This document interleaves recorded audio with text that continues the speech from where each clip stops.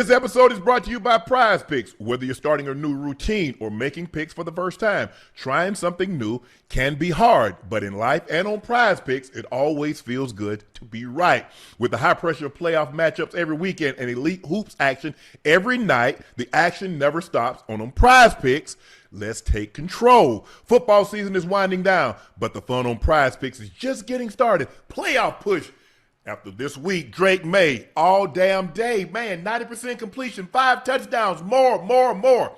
New feature alert, Prize Picks has early payouts. If your lineup gets off to a hot start, you may now have the option to cash out early, winnings before the game even finishes. Prize Picks is simple to play. Just pick more or less on at least 2 player stats. If you get your picks right, you could cash in. Download the Prize Pick app today. Use code Shannon to get $50 in lineups after you play your first $5 lineup. That's code Shannon to get $50 in lineups after you play your first $5 lineup.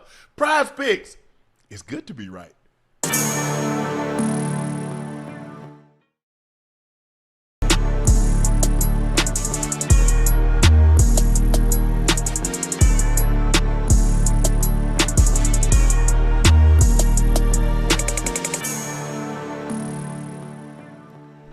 Wow, what a game. Lane Kiffin kicking his own self in the ass, and it looked like to me, Johnny and Ocho, they were really trying to get Georgia this football game because they blatantly missed some calls that we could not have had as interesting game.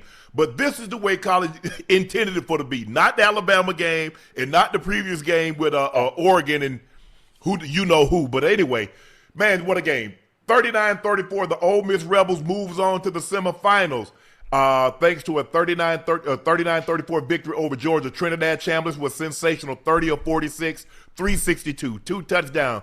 Kewan Lacey had 22 carries, 99 yards, 2 touchdowns. Harrison Wallace III, 9 for a $156, a touchdown.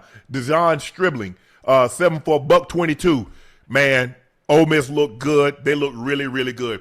Thank you guys for joining us for another episode of Nightcap. Y'all know who I am. I'm your favorite Unc. And my partner and co-host, Liberty City's own, Bengals Ring of Fame honoree, a former Pro Bowler and an All-Pro.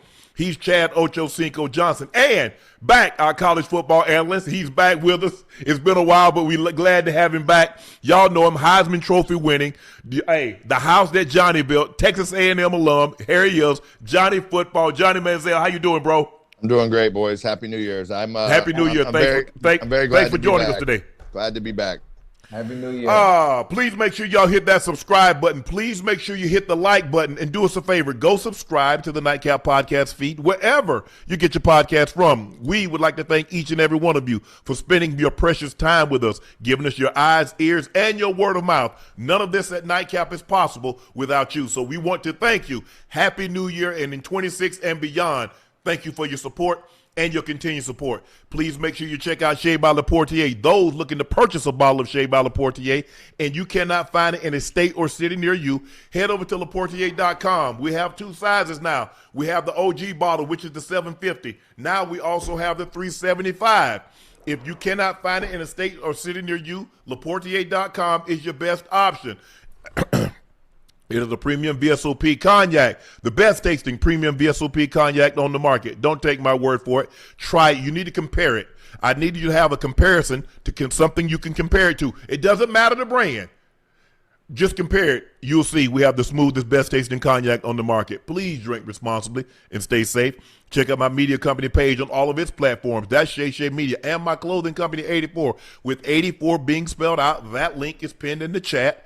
Thank you guys again for joining us. As I mentioned, the number 6 Ole Miss Rebels get their revenge earlier this year, Johnny. It was a very exciting game. It was a 43-35 victory in Georgia's favor. This time around, 39-34 in Ole Miss favor. Trinidad Chambliss had him a game of games. He probably should have had more yards than that. He could have easily had 400 yards had not all the drops that took place in the first half, guys, and the drop at the end of the game thanks to a big hit. But when he needed to make it, he was making some throws on the run. Those are NFL throws that he was making, and they win this ball game because he played sensational. Congratulations to Pete Golden. Ocho, Johnny, I don't know if y'all know this. Dan Lanning, he was at Alabama. Crystal Bull was at Alabama. Kirby Smart was at Alabama. Pete Golden was at Alabama. You notice a theme? Yeah. It's not an accident. And the guy that's at Alabama got his ass kicked and made Alabama. Everything didn't work for the last 2 decades. Yeah. He erased it. Kalen DeBoer with that performance today, we're going to get into that. But, Johnny, we're going to start with you. What did you like about how was Ole Miss able to win this game? The coach leaves. There's a lot of turmoil. Give these guys credit. I will say this, Delane. Letting those offensive coaches come back and coach. Charlie Weiss Jr. is going to be a head coach within the next year. Go ahead, Johnny. Yeah, look, the first game they played earlier this year was a great game, back and forth. Georgia made the plays in that game. And in this game, Ole Miss made the plays. Look, they gave Georgia a lot of opportunities throughout the night. But when they needed to step up, like the last drive with 54 seconds left, whatever it was, they stepped up. Chambliss made an unbelievable throw on a fade ball to get them into field goal position. And then after the way this game's played out, there was no way that kicker was missing that. He was nails all night.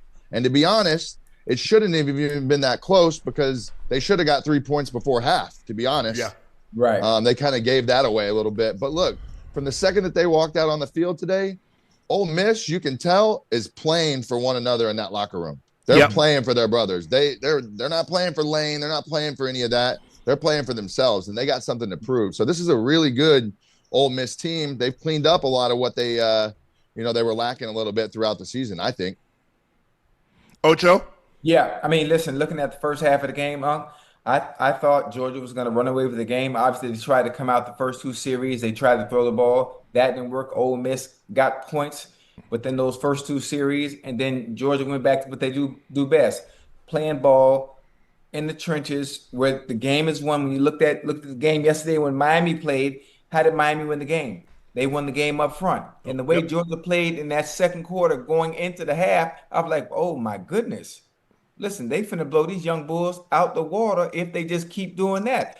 But listen, coming in the second half, I'm not sure what adjustments Ole Miss made, but that goddamn Chambliss, boy, some of the throws he had to make in the second half to get his team back into the game, even with the drops that they had, the costly drops that they had, they were still able to make enough plays to get back into the game. Brother Lacey had one hell of a game, Yep. If I'm not mistaken, he was on the show, correct? Yeah. Now, have you noticed with everybody that's come on the show and has gone back to play in their respective craft and their respective sport, for some reason they've had unbelievable success? Hey, this is one hell of a game by goddamn Ole Miss, man. This was nice. And like you did say, this is what bowl games were about, not what we saw earlier today. I'm not going to mention it. I'm gonna wait till we get to it. But this was a great game. Yeah, you look at this ball game. I mean, Trinidad Chambliss had himself a day. I don't know if he's eligible to come out, Johnny. You can speak more to that. But his ability to throw the football on the run, his ability to throw the ball from the pocket, use his legs if he absolutely have to, but he is absolutely a pocket passer. He just happened to be athletic enough to get outside and can throw the ball with pinpoint accuracy. As you mentioned, Juan Lacey, he put the ball on the ground early. Georgia got a touchdown on a scoop and score. He put the ball on the ground early, but I love the way he ran. He did something and he must have been listening. I say they blitz. You saw him step up. He stepped up, closed the distance, met the guy. He's like, oh, hell, my quarterback in trouble. Let me leak out. Caught the ball, went and got a first down. They were able to sustain that drive and get a touchdown out of it. It's smart, headsy plays like that the common person might not notice, but when you watch and study the game of football, you're like, that's a football player. Yes. That's a football play that he made. He realized I'm not going to give this guy a running start to let him sit me in my quarterback's lap. I'm going to close the distance. Oh, damn, my quarterback's in trouble. Georgia, for about 2.5, 3 quarters, guys, that defense, I'm like, well, damn, are you sure they got 11 men on the field? Ain't no damn way in hell. As soon as the guy catches the ball, they own him. They weren't missing any tackles, and they were swarming to the football. I hadn't seen anything like that in a very long time. And then all of a sudden, slowly but surely, Ole Miss. They got Trinidad hit a pass over the middle, and the guy spun up out of it. That was really the first time I saw a missed tackle, and from that point on, they got rolling. And once they got rolling, and momentum is funny. It's funny. You see, they weren't doing nothing, and all of a sudden they got momentum, and then Georgia couldn't stop them. And then the refs bailed. How did that PI Ocho, when that guy grabbed the DB helmet, turned his head down to all the red. He damn near pulled a T. Higgins on J. Ram. Oh, yeah. I I said, come on. And they missed a face mask on Lacey. How you missed that, Ocho? Yeah, I don't know. I don't know what they're looking at. I don't know if they can see it. Did they think the man was Beetlejuice? Beetlejuice. Damn. Hey, I don't know what the ref was looking at. I don't know what they was looking at, but they missed some calls. Obviously, human error is inevitable, especially when you're in a position like that where you have to see everything. And you should see everything, especially those calls, because if we can see it sitting here at home, I know damn well you can see it up close and personal. Exactly. Your side. Yo, there were 2 plays on that last Georgia drive. There was a PI down the left side that was, he walled him out a little bit to the sideline, but like he just didn't get his head around. That was a little ticky-tacky, wishy-washy kind of. And then they ran kind of a stutter go, and he was beat, and he grabbed him and saved a touchdown. So like a lot of great ball on both sides, offense and defense from Ole Miss, that are huge heads-up plays that allowed them to get, a loss of 3 yards on first down when it was from the 6-yard line. Made a great defensive play on third down in the back of the end zone. Yep. And then the fade ball on offense the next time to the number 2 receiver on an inside fade. I mean, you get press man. I mean, anytime I would ever see that in college, you're kind of salivating at the mouth. If he stays over the top, you can throw it back shoulder. And he beat him off the line right away. You got so much room. You can use the sideline. You don't have to worry about him walling you off to the sideline or anything like that. So, man, Stones from the kicker, unbelievable job by him. Trinidad, obviously, Lacey. I think there were some guys on the defense who really stood out. But yeah. Gunnar Stockton too. That guy's as tough as nails. He took a shot early in that game. He took a bunch of shots. That was crazy. That guy can play ball. When you give Charlie Weiss Jr. a lot of credit, Ocho, because they threw that ball with 36 seconds. Now, if that ball is incomplete, it's 4th down, and the clock stops, and Georgia has 3 timeouts. 3. Yeah. So for him to put that ball up in the air and say, hey, Chambliss, you brought us this far, son, take us on home. Bring us home. And I've been damn if he didn't, he dropped it in the bucket. That, as Johnny said, that takes huge stones. That's a hell of a call by an offensive coordinator that trusts his quarterback, knows his quarterback is dealing. The only thing I need you to do, son, is catch it, because he's going to put it in your basket. All I need you to do is don't trip on your way to the market. The eggs in the bag, don't waste the profit. Don't trip on the way to the market. Boy, he dropped that thing in there so pretty. I thought he was going to get away. But he's like, you know what? I'm good. But, Johnny, you mentioned something earlier. That kicker, 55, 56, looked like it had been good from 65, 66. 100%. And I say, now don't come late in the game. Now, you done hit these 2 astronaut out of the world, out of galactic field goals. And now you going to come when they really need it and shake a 30-something yarder, because we've seen that so many times. But I think you have to give Ole Miss credit. I don't think a lot of people thought Ole Miss could beat Georgia considering they had played earlier. But I was telling my sister, I was like, Libby, I'm saying they played them earlier. Georgia mounted a comeback. I say, but Ole Miss is not in awe of Georgia. They're not fearful of Georgia. They know they can play them tough. And I always like being the team that lost the first time around, because I've getting an opportunity to make a lot of wholesale changes. If you win, Ocho, why would I making changes? I won. Yes, sir. What I need to change? But this was a game. This is what it should be in the college football playoff, guys. Yeah. That what we saw at the Rose Bowl. That what we saw at the Peach, Oregon and Texas Tech. Right. That ain't what it's supposed to be. It's supposed to be 2 evenly matched. I don't know what happened to those offenses today from those opposing teams. But man, I was really, really impressed with Ole Miss. Oh, look, I don't know how many seniors they got. I don't know if Trinidad Chambliss can come back, but they got a team, man. A very good team. Very good team. They got a damn good team. What you thinking, Johnny? Man, I'm thinking Ole Miss is going to be a really hard out. That next game they play, obviously they play Miami. Miami's playing great ball right now. Yep. I think if you get that level of Carson Beck that you got yesterday, if you can get that with their defense, they're going to be a really, really hard out. But this is going to be a really good game. You just don't know what Carson Beck you're going to get. He looked the other day like a guy who's played 30, 40 games. But then you'll see him against A&M and you know, he'll make enough plays to get it done. But inconsistent at times, but I still think he's a good quarterback. And this Ole Miss team is going to be fired up. I think that game is going to be unbelievable.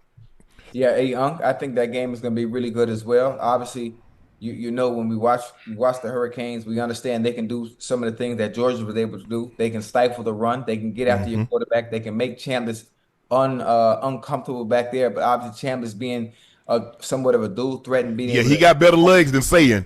He got some legs on him, so they're going to have to be careful, especially when they decide to blitz. But obviously, we saw them do something that they didn't have to do because they can get 4 and 4 can get home. We didn't have to blitz.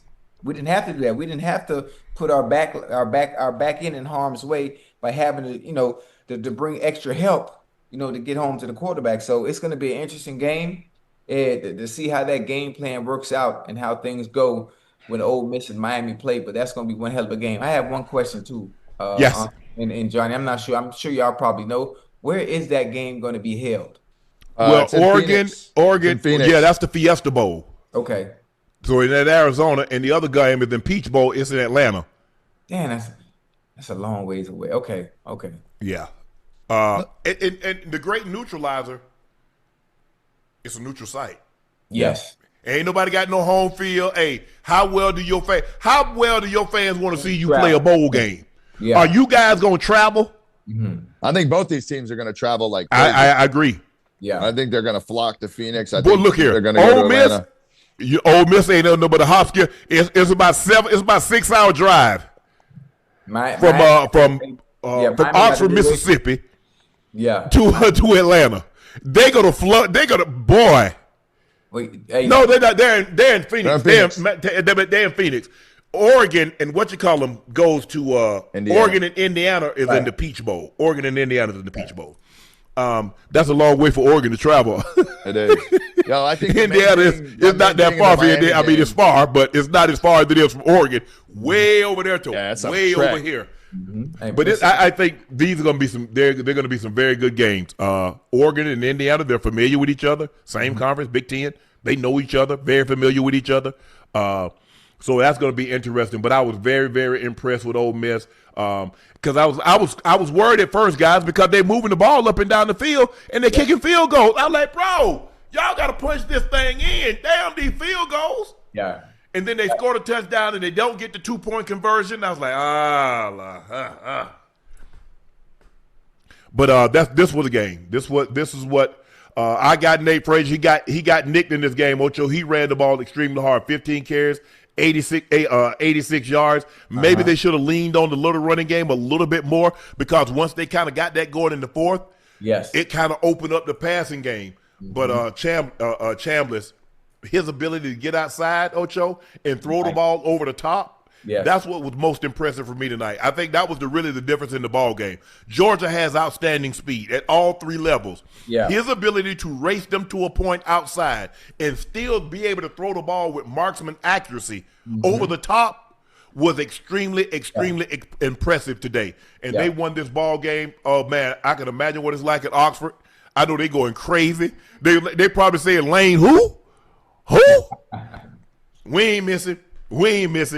But unfortunately, Charlie Weiss Jr. is going to be tagging along with Lane to LSU. But I will not be surprised within the next year Charlie Weiss Jr. gets a head coaching job because what he did tonight, yes, sir, was masterful. Yep. Let's move on. College football playoff win, but Lane still get paid. He got $250 for the first game. What does he make for this game? Another $250 or was it $500? He still get paid, Ocho, just like he coaching. But Young, you got to understand that this is his product. This is his product that he didn't think he must be didn't like it. You said it sell itself. I mean, it sell itself, which is why it looked the way it looked today. Just because he didn't coach this last game, you got to understand he's had these players all season long. He's had them prepared and ready to go. Yeah. So it's gonna be very, very interesting to see. Boy, can you imagine if Ole Miss goes on and win the national championship and Lane don't win one at LSU? Well, hold on. You saying he don't get no ring? Hell no, he ain't gonna get no ring. Oh, he's still getting the check, ain't he?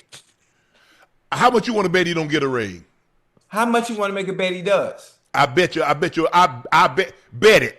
If he's That have to let him. Hold on, Ocho. They wouldn't let his ass stay in coach. Hold on, let me finish. Go ahead. Hey, Johnny, listen to me now. What sense does this make too now? Now you're gonna have to make some sense to me. Come on. Now you're still getting checks for you're not coaching the team that's in the playoffs. But you mean to tell me if they win a national championship, it's okay to give you the checks, but you're not gonna get a ring? What sense that make? A lot of sense. The checks are in the contract. Ain't no ring in the contract. I guarantee you his players wouldn't give him a ring. Hell no. And that and he wanted to stay. They didn't want him to stay. Right. Well, obviously, when you take another job, I don't think they would want you to stay either. Now, the players, they might feel a little different. Administration, nah, buddy. Nah, Ocho. I don't know if you've been listening close enough. The players ain't no love lost. The players did not want him to stay and coach. You know what? They don't understand the nature of the business yet. They'll get it. They'll get it. They're in college right now. They don't understand. They do understand. If you love me so much, why you leaving? Hey, Unc, it happens all the time. But I don't care about that. I'm talking about here. Yes, there are a lot of kids get put up for adoption, but that ain't got nothing to do with our situation right here, right now. We're talking about me and you. I understand. Yeah, there are hardships. Yes, some moms go through things and they're not equipped. I get all that. But what does that got to do with me? Yeah. What you say, Unc? A lot of kids get what? Yeah, get put up for adoption. But that ain't got nothing to do with me. That was good. That was a good line. You said you didn't want me. Now when I have success, you want some of the credit? Come on, that happens all the time. Yes, sir. I ain't give you none of it. Right. I got you. So we'll see how this thing plays out. Indiana routes. Oh, Lord. 38-3 in the Rose Bowl behind Heisman Trophy winner Fernando Mendoza, 3 touchdowns. Indiana earns its first bowl game since 1991. The Hoosiers advanced to face Oregon in the semifinals. Heisman Trophy winner Fernando Mendoza threw for 192 yards, 3 touchdowns, while the defense held Alabama to 193 yards. Man, Alabama ain't got no speed. I ain't know. Their defense looks so slow. Their skill, everything on offense, they was moving in mud. Yeah. Indiana was flying. It was all over the place. Flying.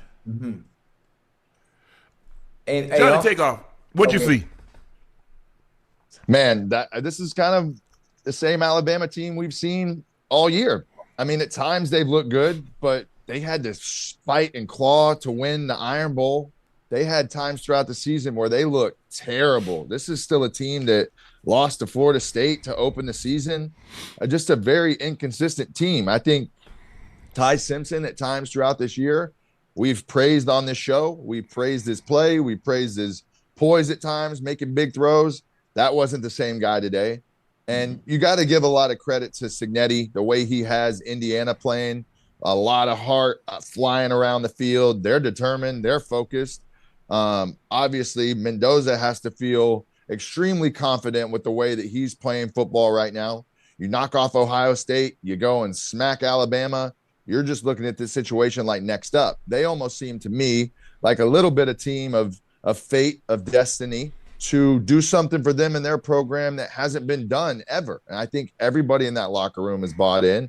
And since the Penn State game, we really haven't seen them slip up very much. You know, Nope. I think I've made a lot of noise about, was Mendoza deserving of the Heisman? Was he the best player in the country and all that? You put that to bed and put that to rest because you have the trophy now. His is sitting in his room or in his house or wherever it is. Now you go out and solidify it. And you know how you solidify that? Running the table and going undefeated and winning the national championship and doing 2 things that have never really been done at Indiana on the football side. Yeah, I agree. Ocho Cignetti also was at Alabama. Yeah. Yeah, he was an assistant under Coach Saban. So both coaches that was in the Ole Miss Georgia game Yes, was sir. at Alabama. The University of Cristobal, he was at Miami. Cignetti, he was at Alabama.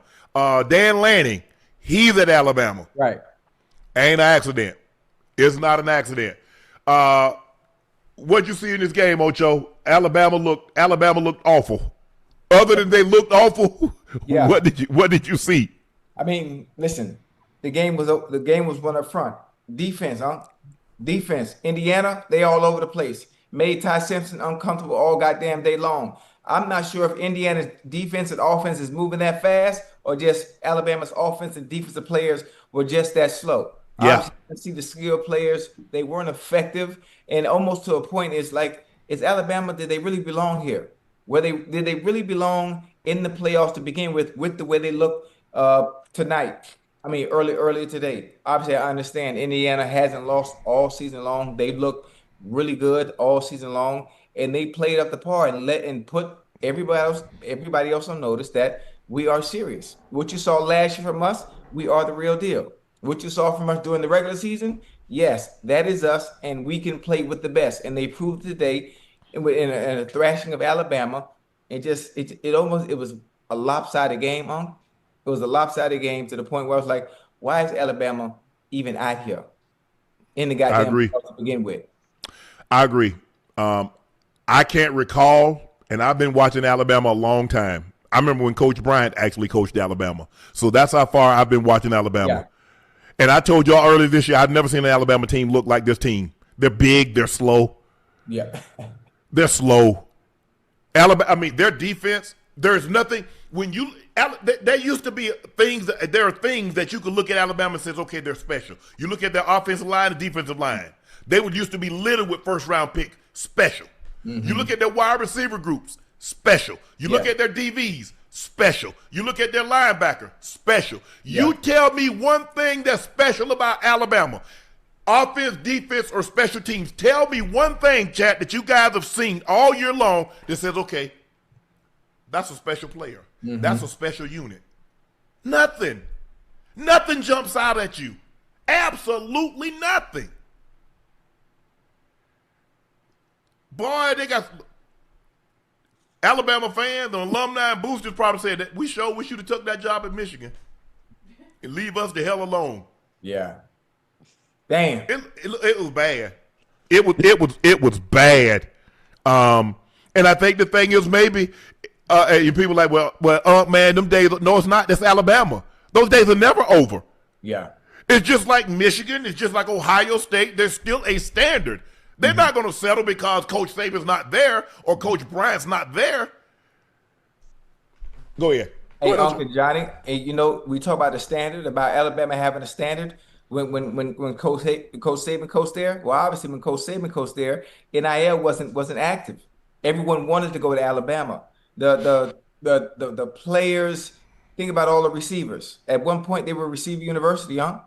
They filtered one after the other. Their running backs filtered one after the other. Having one of the best defensive, they all filtered one after another going into the draft. So everybody wanted to go there. Now with NIL, it's even the playing field, huh? So all the players are going all over the place. So now everybody is good. Everybody getting those 5-star, 4-star players now. So now coaching comes into play even that much more because you're not getting the best of the best. Now, it makes it a lot easier when you got the best receivers, you got the best D-line, you're getting the best defensive backs, you're getting the best safeties. Now when you're not, and they're going all over the place, every team is sprinkled in some 5 stars.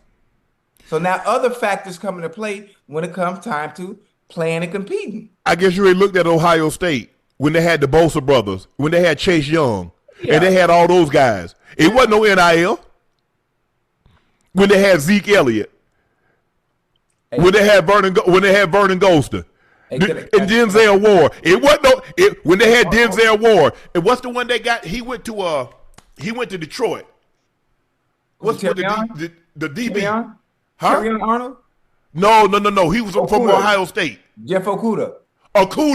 Yeah. There wasn't no NIL, so don't pretend like Alabama was the only one getting them damn top players. Ohio State was getting them. Because remember, they went defensive player, rookie of the year, defensive rookie of the year, defensive rookie of the year. Let me tell you something. They went with Joey Bosa. They went with Chase Young. They went with Nick Bosa. Okay, let me tell you something. Real quick. Go ahead. I think it was NIL back then too, huh, Johnny? I mean, just no, now. NIL, the difference is they went to the front door, go into the back door. This time they just walk through the front door. That's the only difference. There we go. All right, you said it before I can get it out. You said it. I will say one thing. Ocho, that's the only difference, Johnny. Yeah, it adds, for all that's wrong in NIL right now, and people are frustrated about it, and there needs to be a lot of changes.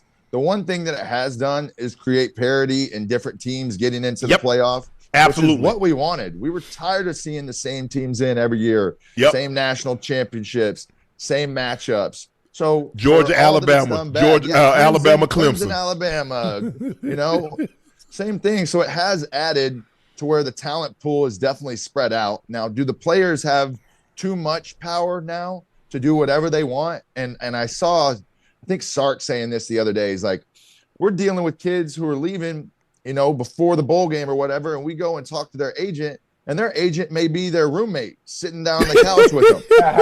So, like, you don't know what's going on. There definitely needs to be some changes, and it's going to take some regulation. It's going to take a guy like Nick Saban to come in and oversee a committee, and they're going to have to find some rules on how to do it. And it's going to take somebody really powerful like that to make the changes that are necessary. John Calipari went on a 7-minute rant the other day after the game, and it was all time for what he's dealing with on the college basketball side. And I will say this as well. I can't believe I'm going to say it, but even though Notre Dame's taking their ball and going home and running off, they would have put up a better fight today than Alabama for sure. Yeah. Well, all you got to do is get in the conference and play somebody. That's very true.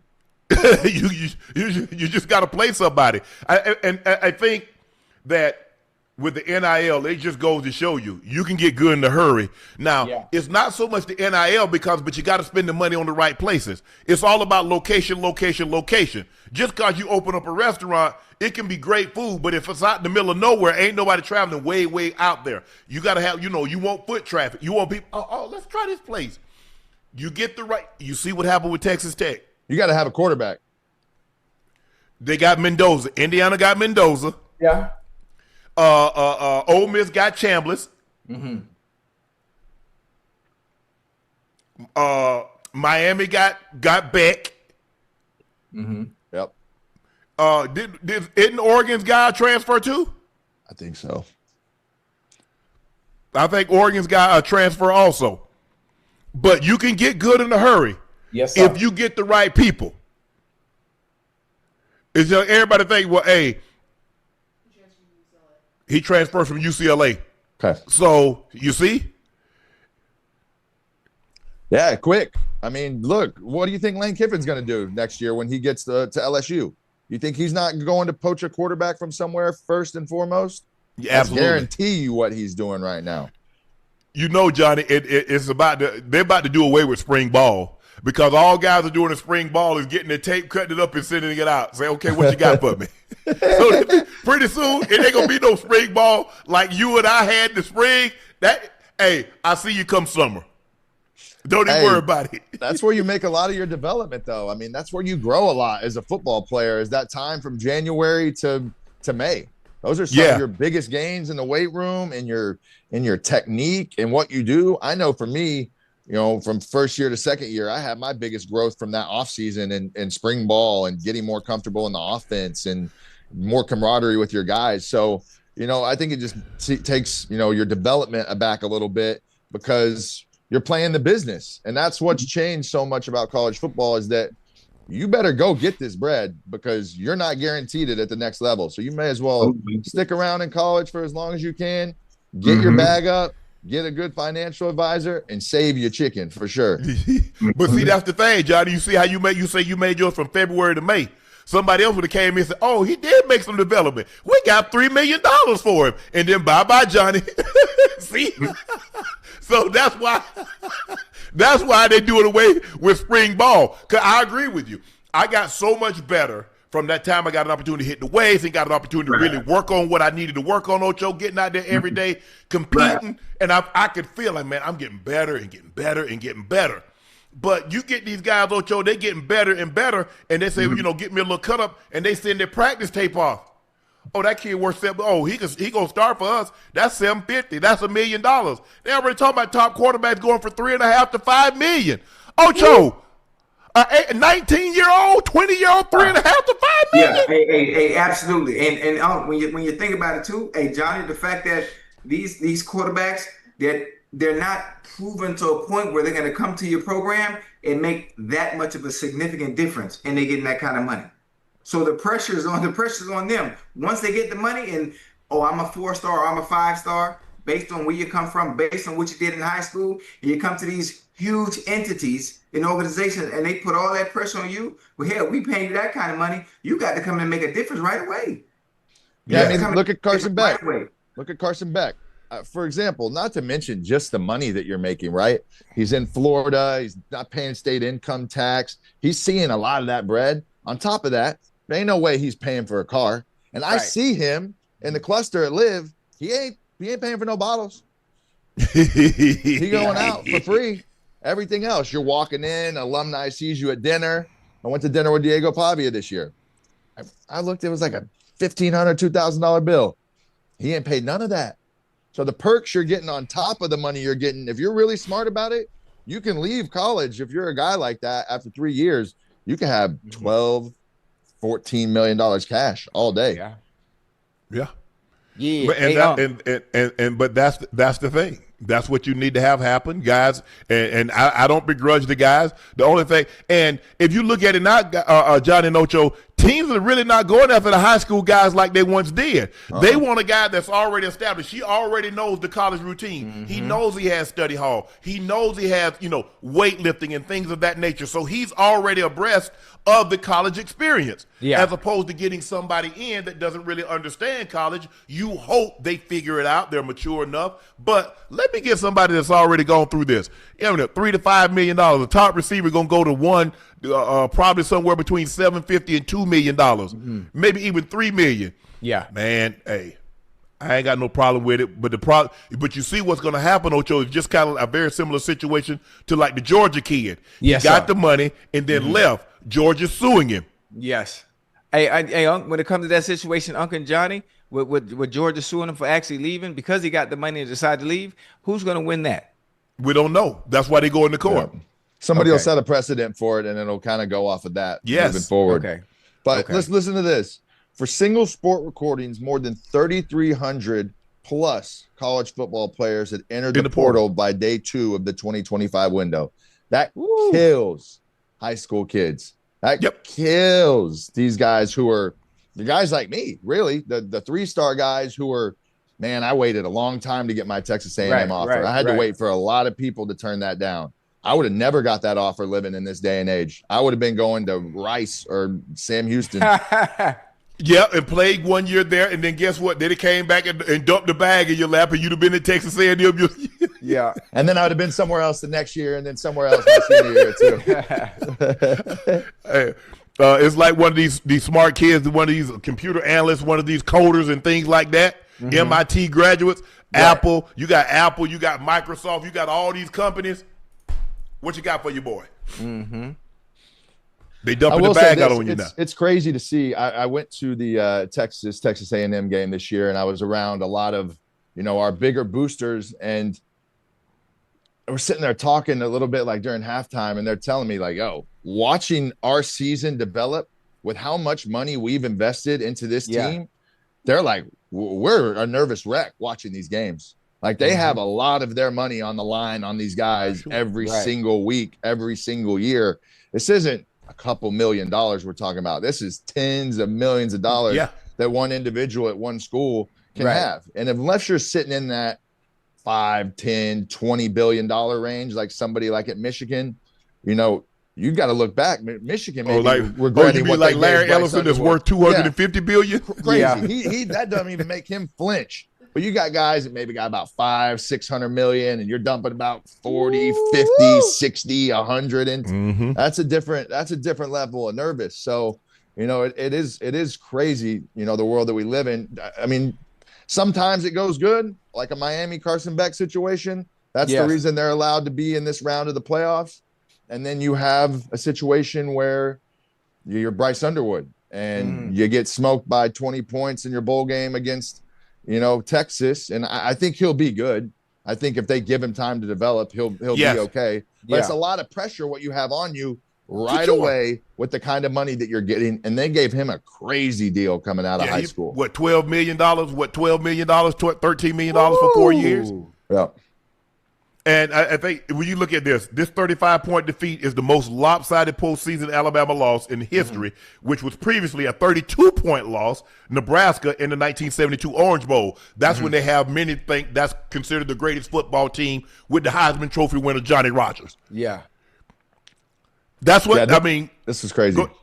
This is like what Alabama did to Notre Dame in the national championship in 2012. This turnaround, and they got smacked the same way that they beat them down. Like this was my first thing that I said to everybody is, listen, you can put another coach in there, but Alabama will never be what they were without the main guy, Nick Saban, running that program the way that he did. It'll never be the same. I don't care if you have 1 million disciples of Nick Saban come through there. They will never be him. It's got to be somebody that's – if you look at Coach Saban had coached in the SEC. He was at LSU. He won a national championship with LSU. So Kalen DeBoer has no idea. I get it. He won wherever he was. But Washington is a different brand of football than Alabama. Every place ain't Alabama in the SEC. Yes. So you need Kirby Smart knows what it's like. He knows what it needs at Georgia because he was under Saban. Lane Kiffin, Pete Golden, they know what they need. Right. And you look at Cristobal, look at the type of guy that he gets, Signetti. You have to understand what wins. But I need to see it up close and personal, Ocho. When you say, because I'm a visual learner. You hear Cristobal talking, he say, hey, something he said like mass wins. You got to get them. Yes, sir. Alabama looks ordinary. They look routine. If I took that crimson away, right, and just put them out there, you're like, who the hell is that? What division? What D2? What FCS team is that? Man, that's Alabama. Man, not that slow. Not that. There's nothing special. Right. About Alabama anymore. Nothing pops out on film, Johnny and Unc. Nothing pops out on film like most Alabama teams that we're used to seeing. Offensively, the receivers. Offensively, the quarterbacks. Most of the time, it's been a running back. I don't think they've had a running back come out of there since Jahmyr Gibbs that just popped out on film. Like, you know what? We watching Alabama. You got to watch out for this kid here. Defensively, the D line. There's always a good D tackle. There's always a good end that can get after your quarterback. They've always had a very, very good safety or very, very good corner at some point. Right now, I don't see nothing that exemplifies the Alabama that we're used to watching, especially after that goddamn outing today.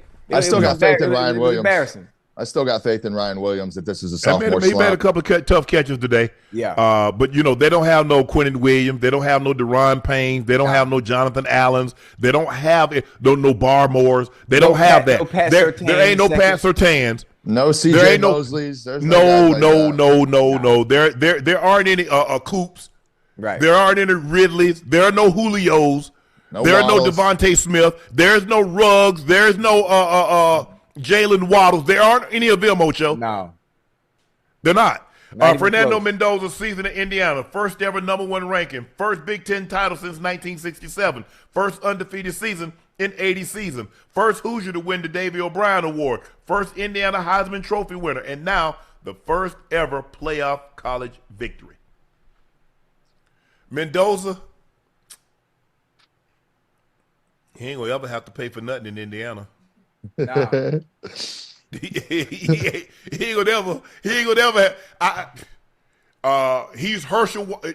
He's what, you know what? He's gonna be what Herschel Walker was to Georgia. Right. When Georgia won the national championship. And then look, now they did have I think it was Frank Sinkwich won the Heisman before Herschel. But Herschel is Stetson Bennett the same way. Stetson Bennett is the second most famous player in Georgia football history. And we know there have been some great players. Oh, yeah. It's Herschel and Stetson Bennett on Mount Rushmore. Now you can add whoever else you want to. You want Matthew Stafford, you want Champ Bailey, whoever you want. But those two are definitely going up there. For sure. Yeah, Johnny, it's just like when you go to College Station, you walk in the convenience store and come out with a bag of ish and ain't got no money in your pocket. Yeah, they take care of me really well. It's the same way with Mendoza in Bloomington. Man, honestly, I was blown away by Mendoza.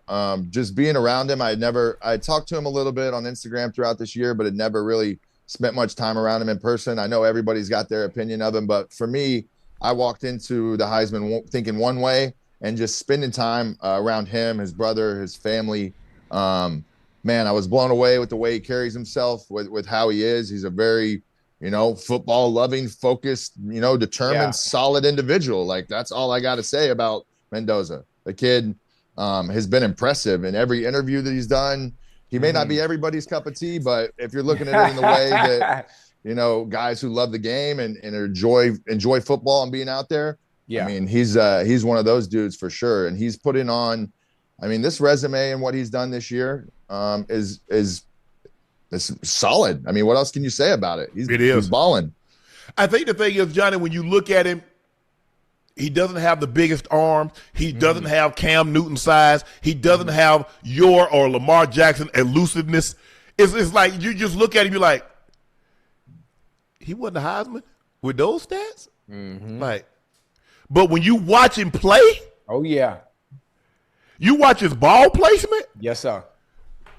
Like, I be damn. Yeah, and Unc and Johnny, it's a lot of people like that when you look at them, you don't see the intangibles. There's certain things that you can't measure. It's not about they don't run fast. They don't have the strongest arm. He might have the size and look like a Josh Allen, but doesn't have the arm strength.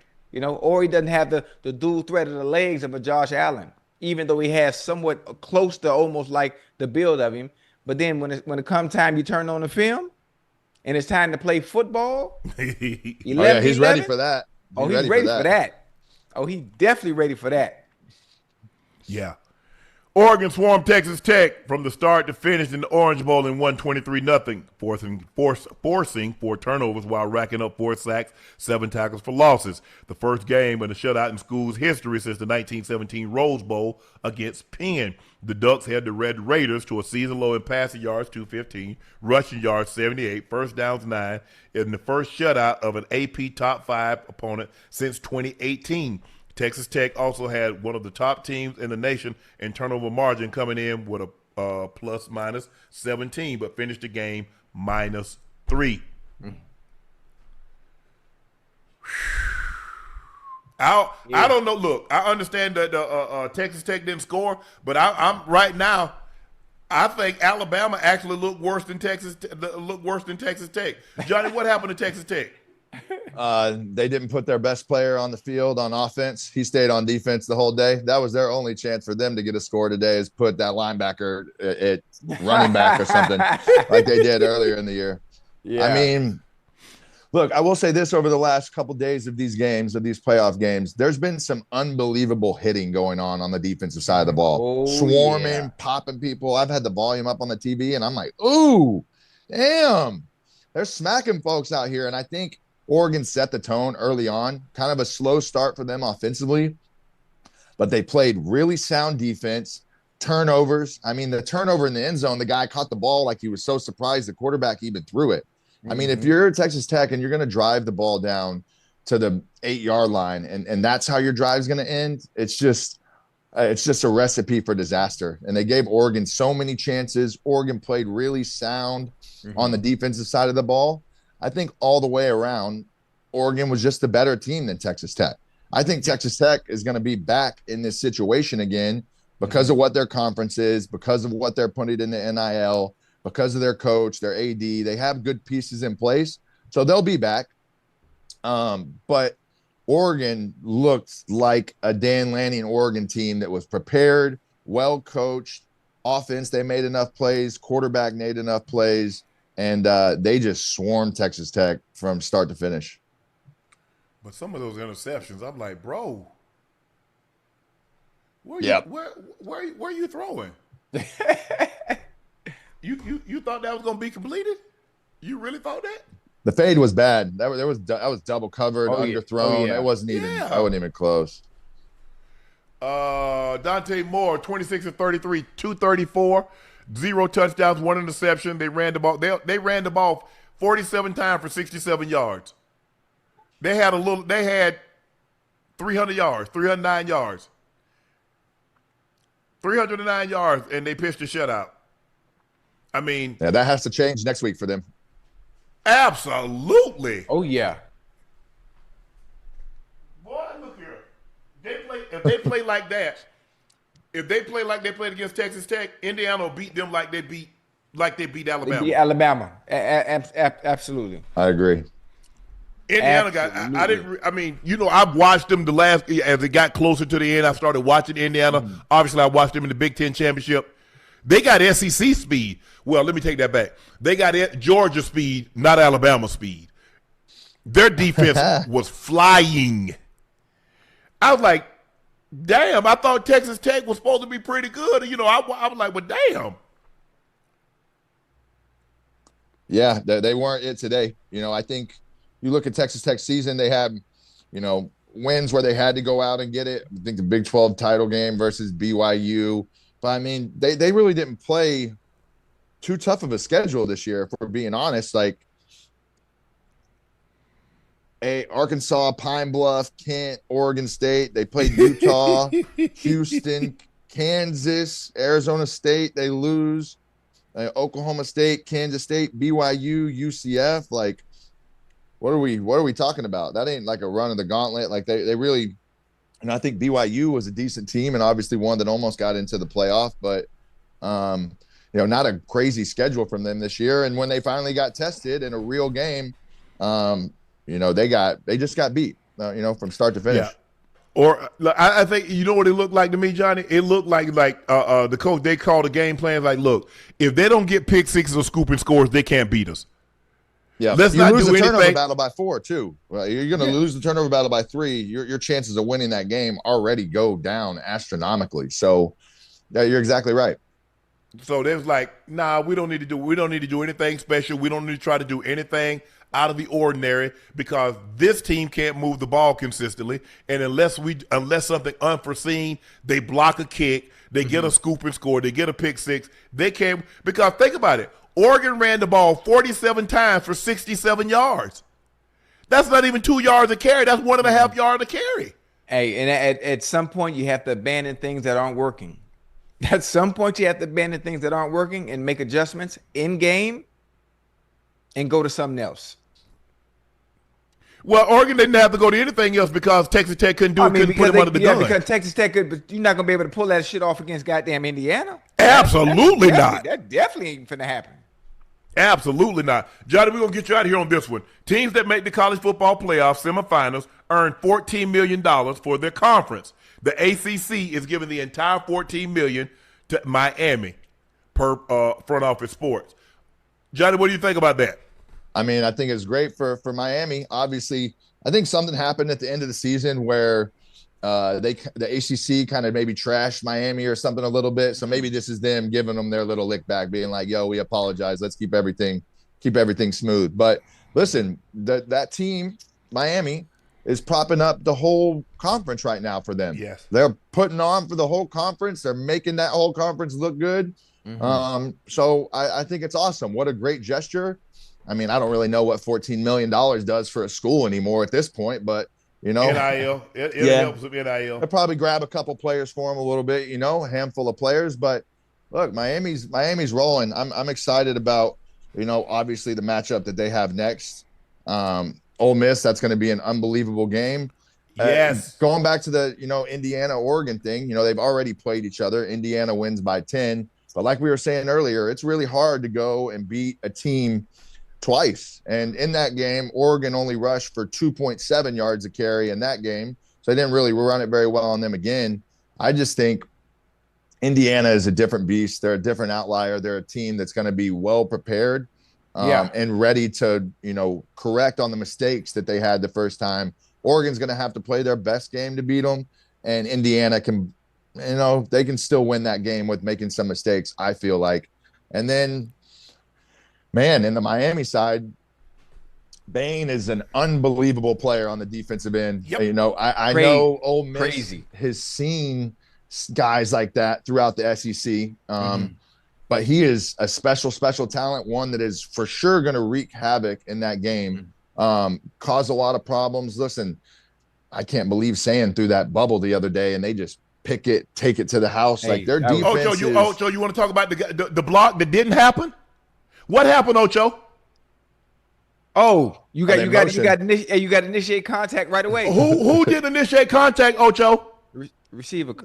No, the receiver. What number was the receiver and where is he from, Ocho? Because you like to say he's from Dade County. I've been watching that kid since he was in high school. Who was it, Ocho? That was Jeremiah? Okay. It was? Jeremiah Smith, not Jeremiah was a bullfrog. I know you heard that song. Hey, and you know what's funny too, Unc? Is goddamn, what's young bull name that intercepted that ball? I can't remember his last name. Yeah, Delante. Hey, yeah. Hey, he played it so perfect, Unc.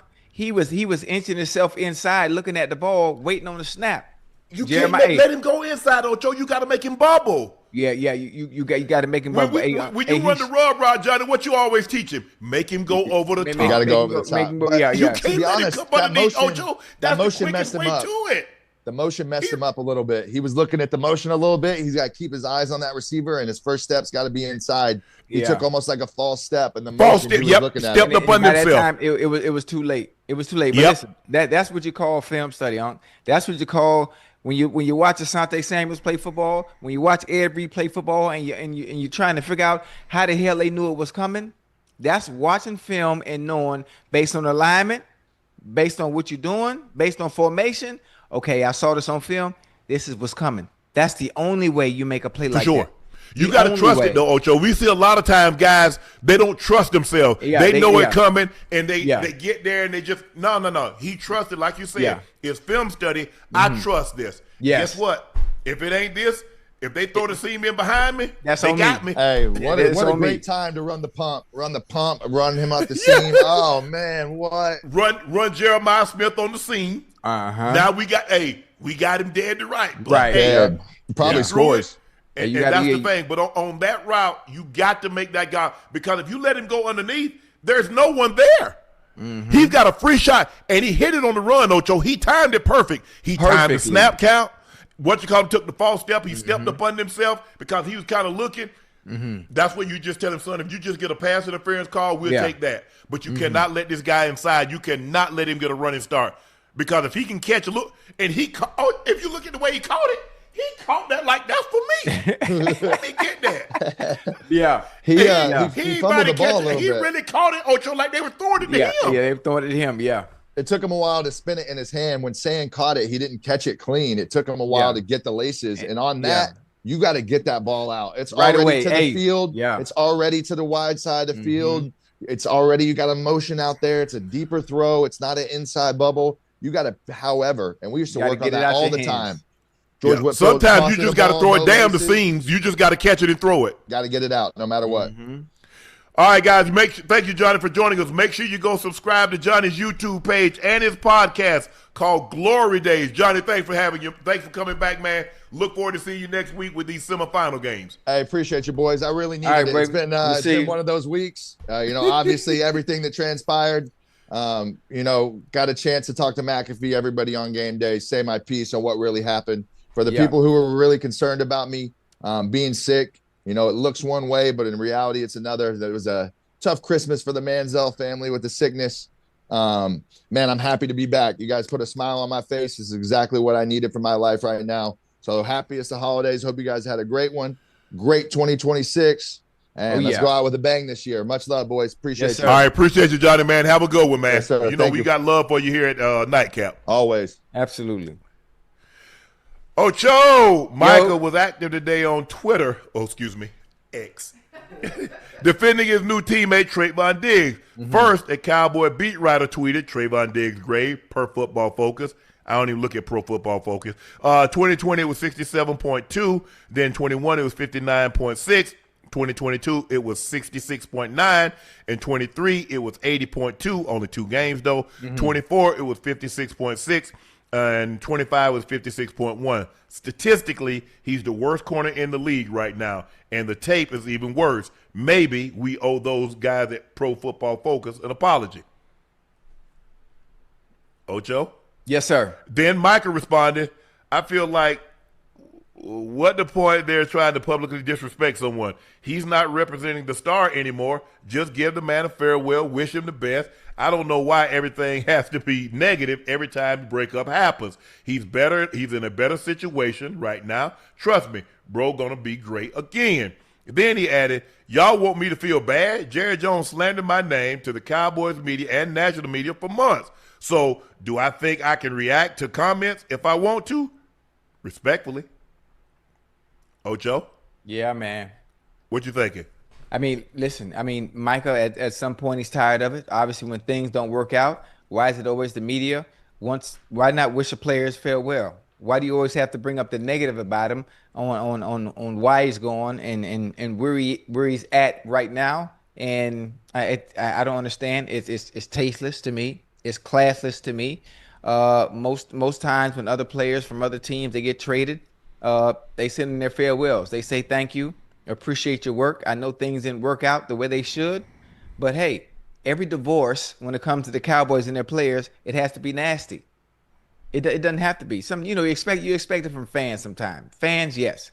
But, the media in itself, there's so many other things that's going wrong in that organization. You don't have to do the players like that. They did Micah like that. They said they were better without him. Then they put up these numbers. They found numbers in a way to justify him not being there, why it was okay and why they were in a better position. And now with Trevon Diggs, they did the same thing. Well, normally reporters don't do no farewell. They might call you if they have your number. That might be something privately. I appreciate you. You talking to me. You was always respectful and professional with me when I was here and you were here. So I really, really appreciate that. I got a lot of that when I left Denver the first time. Even when I left Baltimore, I had a lot of guys reach out, and we stayed in contact for years. They would call and ask me certain and things I could help them on. I would be more than happy to help. Right. But normally, publicly, reporters can't wish you the best. That's not what their job. That's not what their job is, Ocho. Right. Okay. But I think the thing is that people like, well, Michael, this divorce has happened 5 months ago. Yeah. I think that's the thing. People like, bro, you moved on with your life. You happy? Yeah. I mean, but he in sense and essence for context, you got to understand he was taking up for Trevon in that. Yes. That's all, and just reminding them. 5 months ago, they did him the exact same way. Mm-hmm. As much as he's done for them, obviously not being able to, what the end goal is. The end goal is always to win a championship. He wasn't able to bring that, but they found ways to justify him leaving and some of the things that Jerry said. And obviously, we talked about it in length when it happened. Oh, he wasn't coming back. There's no way an owner talks about a player like that publicly, and you still in his team, and you think I'm going to represent you in the right way. I agree with you. Look, like I said last night, I'm not here to beat up Trevon. Yeah. He had his moments, and I just saw things that were kind of like had me trending. I just keep my mouth shut because I hear a lot of people saying, well, we got people. They send it DMing me pictures of him in the club or him being somewhere. I'm like, that ain't got nothing to do with me. I'm gonna talk about his play on the field, and that's where I'm gonna leave it at. So, but I just saw the way it was trending. And I was like, yeah, they're gonna have a breakup here before long, and it happened. As Brian Schottenheimer, Shotty said, because we told him he couldn't go, and then the reports that he was at a concert. I don't know if he was at a concert, but that's inconsequential because when you ask them, could you stay, they said no. Right. Once they said no, it doesn't matter whether you're at a concert. And I guess, like you said, maybe he just wanted to leave. Maybe he wanted out. I don't know. Right. But in that situation, if your boss said, you ask your boss, can I get off tomorrow? He says, no, we really need you to come in, Ocho. If you take off tomorrow, it don't matter what you took off for. Right. They did not give you the day off. So if they move in another direction, you can't be mad. Yeah, I don't think he is mad. I don't think he is mad either way, Unc. I think obviously he wanted out. He knew it was coming. There were issues obviously dating back to training camp and him choosing to do his, not training camp, but off season. Him choosing to do his rehab and elsewhere and not want to be in Dallas. Obviously, Jerry Jones and the Cowboys organization taking $500,000 from him. Because of his choice and wanting to rehab away from the facility. Correct. And then obviously him saying he's healthy, him being a healthy scratch, him talking to the media saying he's healthy, but Jerry saying he's not healthy. I mean, it was so much turmoil going on there. And I think he just wanted to expedite the process of him not being there. So him choosing not to come back on that flight and stay wherever he was and do what he wanted to do. And he got what he wanted. I think the thing is, Ocho, also, and you heard Eberflus, when he was talking, he said some things transpired. He's like, look, when you have a guy that can get there suddenly and we trade that guy, he's talking like a guy that knows he's not coming back. So I'm going to be truthful. We traded Micah. What the hell did you expect to happen with our secondary? You need a guy that can win right now. He's the one guy that can win right now. Yes. He's the one guy that if you don't double, he will wreck your he'll wreck your offense. They don't have anybody like that. And so with that, with Trevon maybe he was maybe he's healthy now, maybe he wasn't healthy at the start of the season. I don't know. Right. I don't know. But what I do know is that he was a guy that would take some risk. He's a feast or famine guy, Ocho. He's gonna get you, but you're gonna get him. Yeah. And teams double moved him. That's how you got to get him. You know, there are guys, Ocho, we starting off, we double move you because we got to back you up. Aggressive. They're Because aggressive. you're gonna jump something. So we want you. We're gonna use your aggressiveness against you. And Diggs he's not in Dallas anymore. And people go like, well, you know, that's what. No, that's not the reason why. That's not the reason why. You're not gonna. I'm not gonna let y'all put all this on Diggs. Has Diggs played his best football the last couple of years? No, but there have been a lot of guys that hadn't played their best football. Y'all think Deron Bland played his best football? Oh no, y'all paid him. He just got that bag. Y'all think he played his best? There are a lot of guys that hadn't lived up to expectations. That's a part of it. The Cowboys got some choices to make. Y'all problem is y'all general manager is terrible, and don't nobody know that but him. And he doesn't know. Everybody knows it except him. Yeah, but keep him in place. I like y'all give us something to talk about. So guess what? It's 31 years before y'all went to the NFC Championship game again.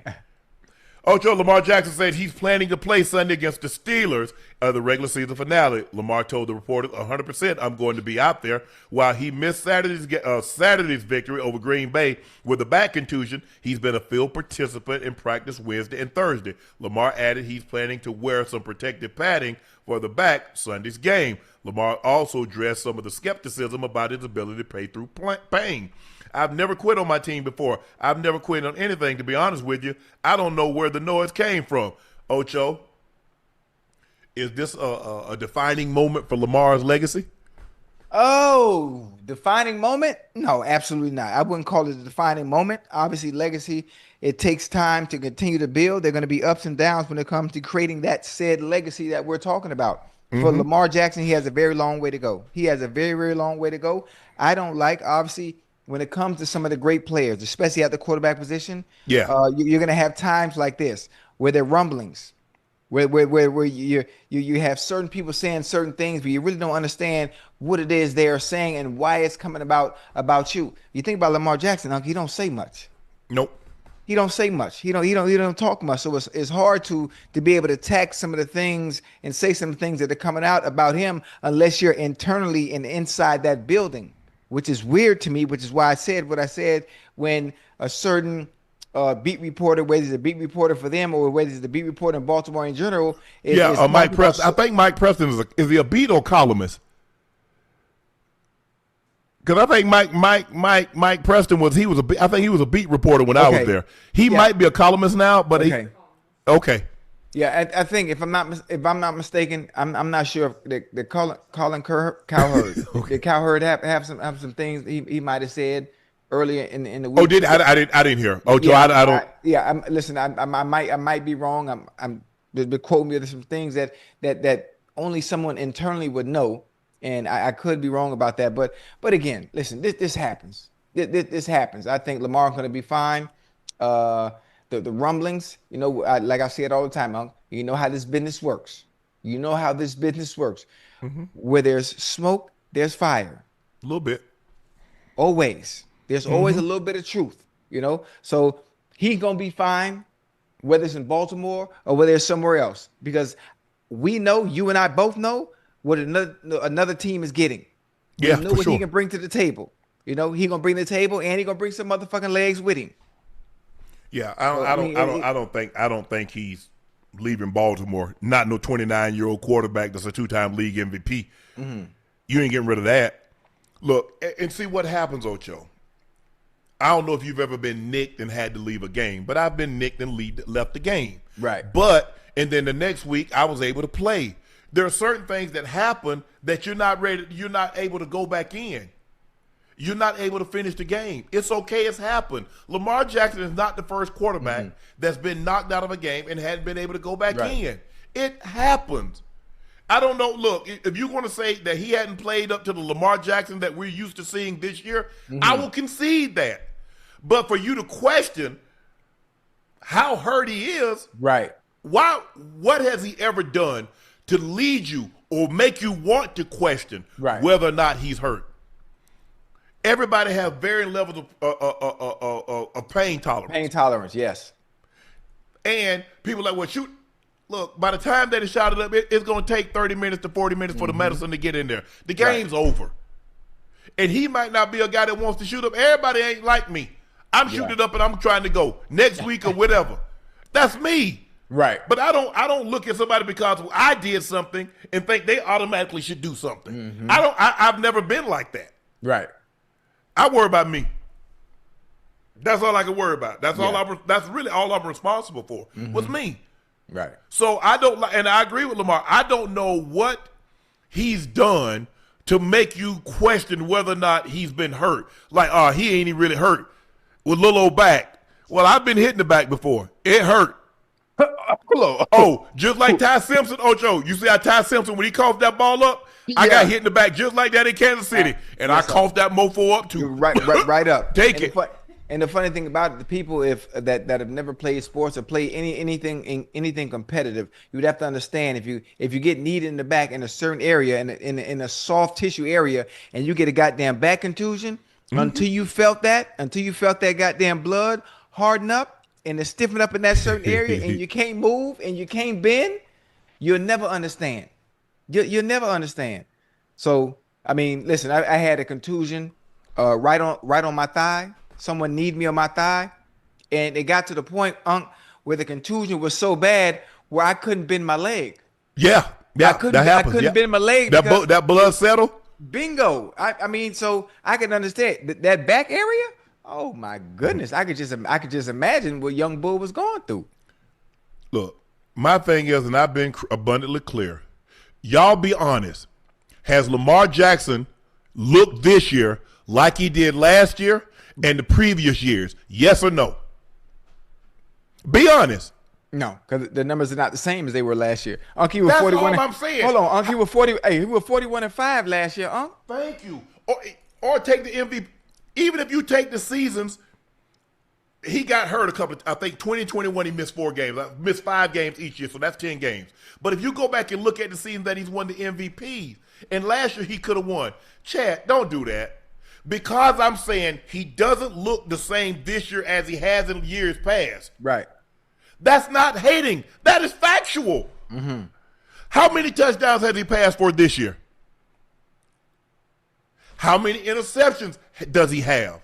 So when you look at it, if you just look at it objectively, I get it. That's your guy. You're supposed to ride for your guy. But deep down, and if you want to say, Shannon, you hate him, but deep down inside, you know, man, Lamar ain't played like the Lamar, like Action Jackson. I know. Right. That's it. You can be honest. I was honest when I said it about Patrick Mahomes. Who the heck? I called him a homeboy. State Farm didn't want to give me no credit. They called him my homie. Ain't nobody ever called that man my homie or my homeboy before I said it. They call him Patrick Mahomes. I said last year and this year, Patrick Mahomes doesn't look the same. No, and y'all look at it because he went to the Super Bowl. But still, you got to peel the layers away. It's okay. Yeah, the numbers aren't the same. I got no dog. I want the Ravens to win. Outside of the Broncos, the Ravens, I root for the Ravens. obviously. But at the end of the day, I still got to be honest. And when the Broncos don't play well, oh, y'all forget that though. But I get it. You know what? You more hard on black quarterbacks. I don't know. I got into a very heated discussion with my partner on television. What color was that quarterback, Ocho? Yeah, he was white. I just say, so y'all missed that part of what me and Skip got into it about Brady. Or when I was on Romo, y'all missed that part. What about Cousins? Baker Mayfield. Did y'all forget about how we went for 8-9 straight weeks until the man got traded? And even when he got to Carolina, I was still on Baker's neck. Yeah. Where were y'all then? Yeah. Hey, one thing about it, one thing I can say about you, boy. It don't matter who it is. Black, white, yellow, green, Skittles. It don't matter what it is, boy, you fair. If you're playing bad, you're going to say they playing bad. That's all I'm saying. If they're playing good, you're going to say they playing good. I'm going to say that. Yeah. I don't try, and people see a lot of times, Ocho, what people try to do. If I say, man, Ocho didn't play good, well, I'm trying to take away your Pro Bowls. I'm trying to take away your All-Pro. No, you did that. That's going to be on your resume. Right. I'm talking about right now. Yeah, that's all. I'm talking about right now. I stayed on Romo. When Brady didn't play good, I was on Brady. When Baker didn't play good, I was on Baker. When Peyton Manning didn't play good, I was on Peyton. When he was losing no playoff games, but y'all don't remember that. They might be too young to remember that, huh? They remember when I was on break. Hold on. They ain't too young to remember what just happened 2 years ago. Oh, okay. On Undisputed, they remember. Oh yeah. They choose not. They just try to this and no, bro. When Mahomes wasn't playing well this year and last year, where did he end up? Two things can be true. You can end up at a destination and still not be playing well. Mm-hmm. It happens all the time. But I'm saying Lamar doesn't look the same to me. When he wasn't playing well before, not like the Lamar we used to seeing. And then when he got nicked and came back, he wasn't the same. Even his mom said in the play, leading up to the playoffs, he should have run more. But when I said it, I'm hating. His mom told him. Yeah. Hey, do what you do best now. Do what you do best. No goalpost moving. His coordinator said this is the first time, if he practiced tomorrow, he will have practiced Wednesday, Thursday, Friday since week 10. Normally, Ocho, when you're healthy, you practice, right? Practice, yeah, especially the quarterback. It's all because his is all about timing. It's all about timing. Right.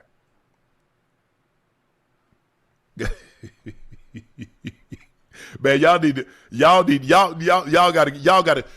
gotta stop making everything.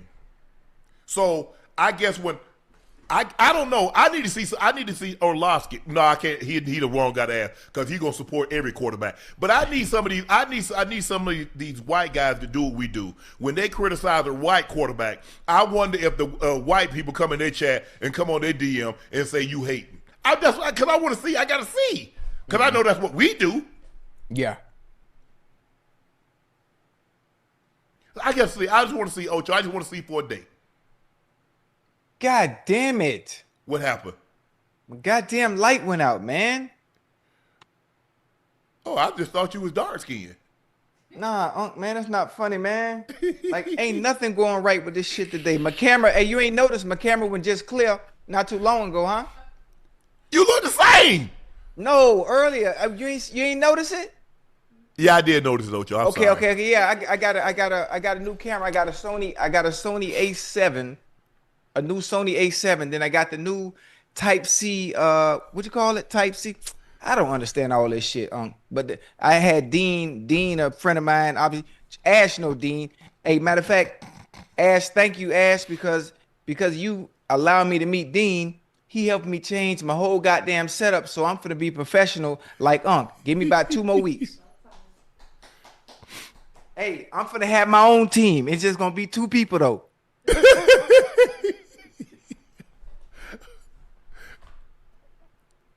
Yeah, I'm gonna have my own team. I'm excited. That would be awesome. Yeah. Look, Yeah. this would be huge for Lamar. Yeah.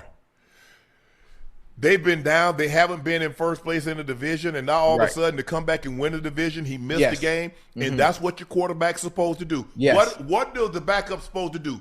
Keep you afloat until the starter comes back. Right. We saw Matt Jones do it for San Fran. Francisco. Yes, sir. Keep him afloat until the starter gets back. Boom. Now you're in position.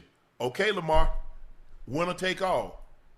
You got a former MVP. You got 2 former MVPs locked up. Last game of the season. Winner take all. Yeah. Hey, this is going to be a good thing. And matter of fact, all the rumblings and all the noise, it's going to quiet everybody. Especially with the way the Ravens started the season. Ofa with a donut. Yeah. And to come out on the back end, listen, this is not a sprint. It's a marathon. It ain't how you start, it's how you finish. So if they finish with the win and make the playoffs and win the AFC North, well, guess who's going to get the credit?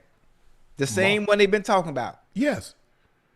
So I honestly, he's gonna have to play well because the defense they don't rush the quarterback. Right.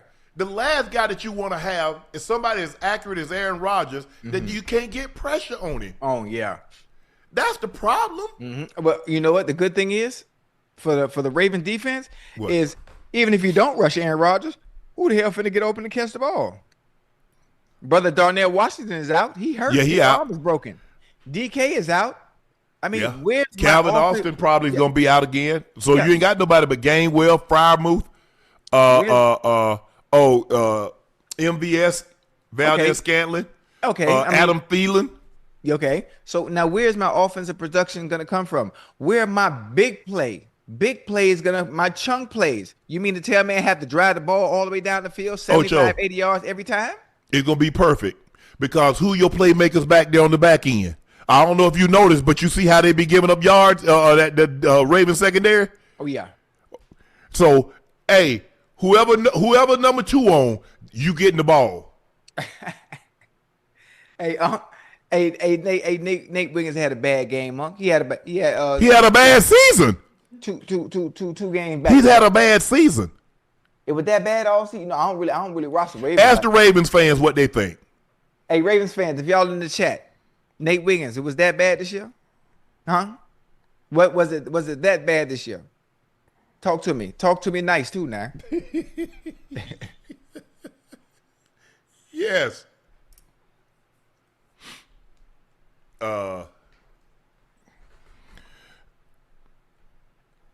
Marlon ain't been the same. Yeah, somebody said. I don't know if he broke his hand because you see him had like. He got the pad. Something cast up. Yeah, he had the padding on there. Yeah, he cast up.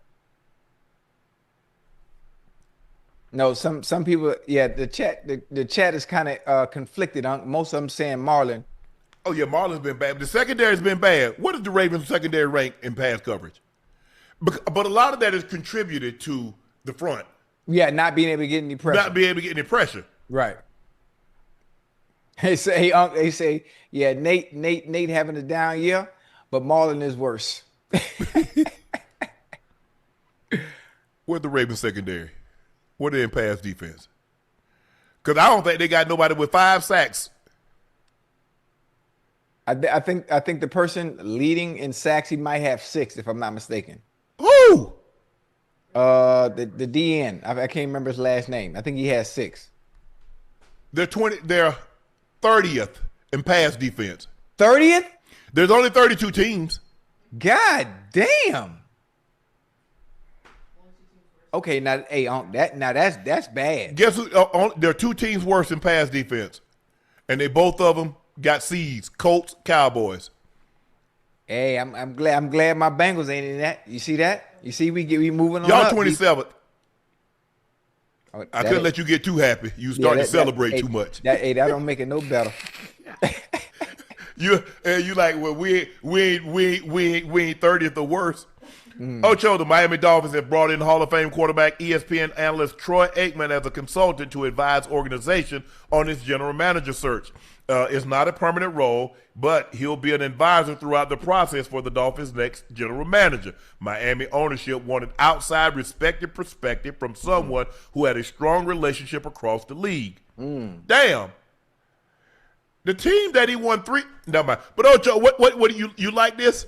I absolutely love it. I absolutely love it because this is an organization that has no ego and has no pride and understands in the direction in which they want to go. Let's go to someone who's been there before. Let's go to someone who's won 3 Super Bowls and can help guide us in the right direction on who we want to put in a position to make the right calls for our organization going forward. And the most important call is going to be a quarterback.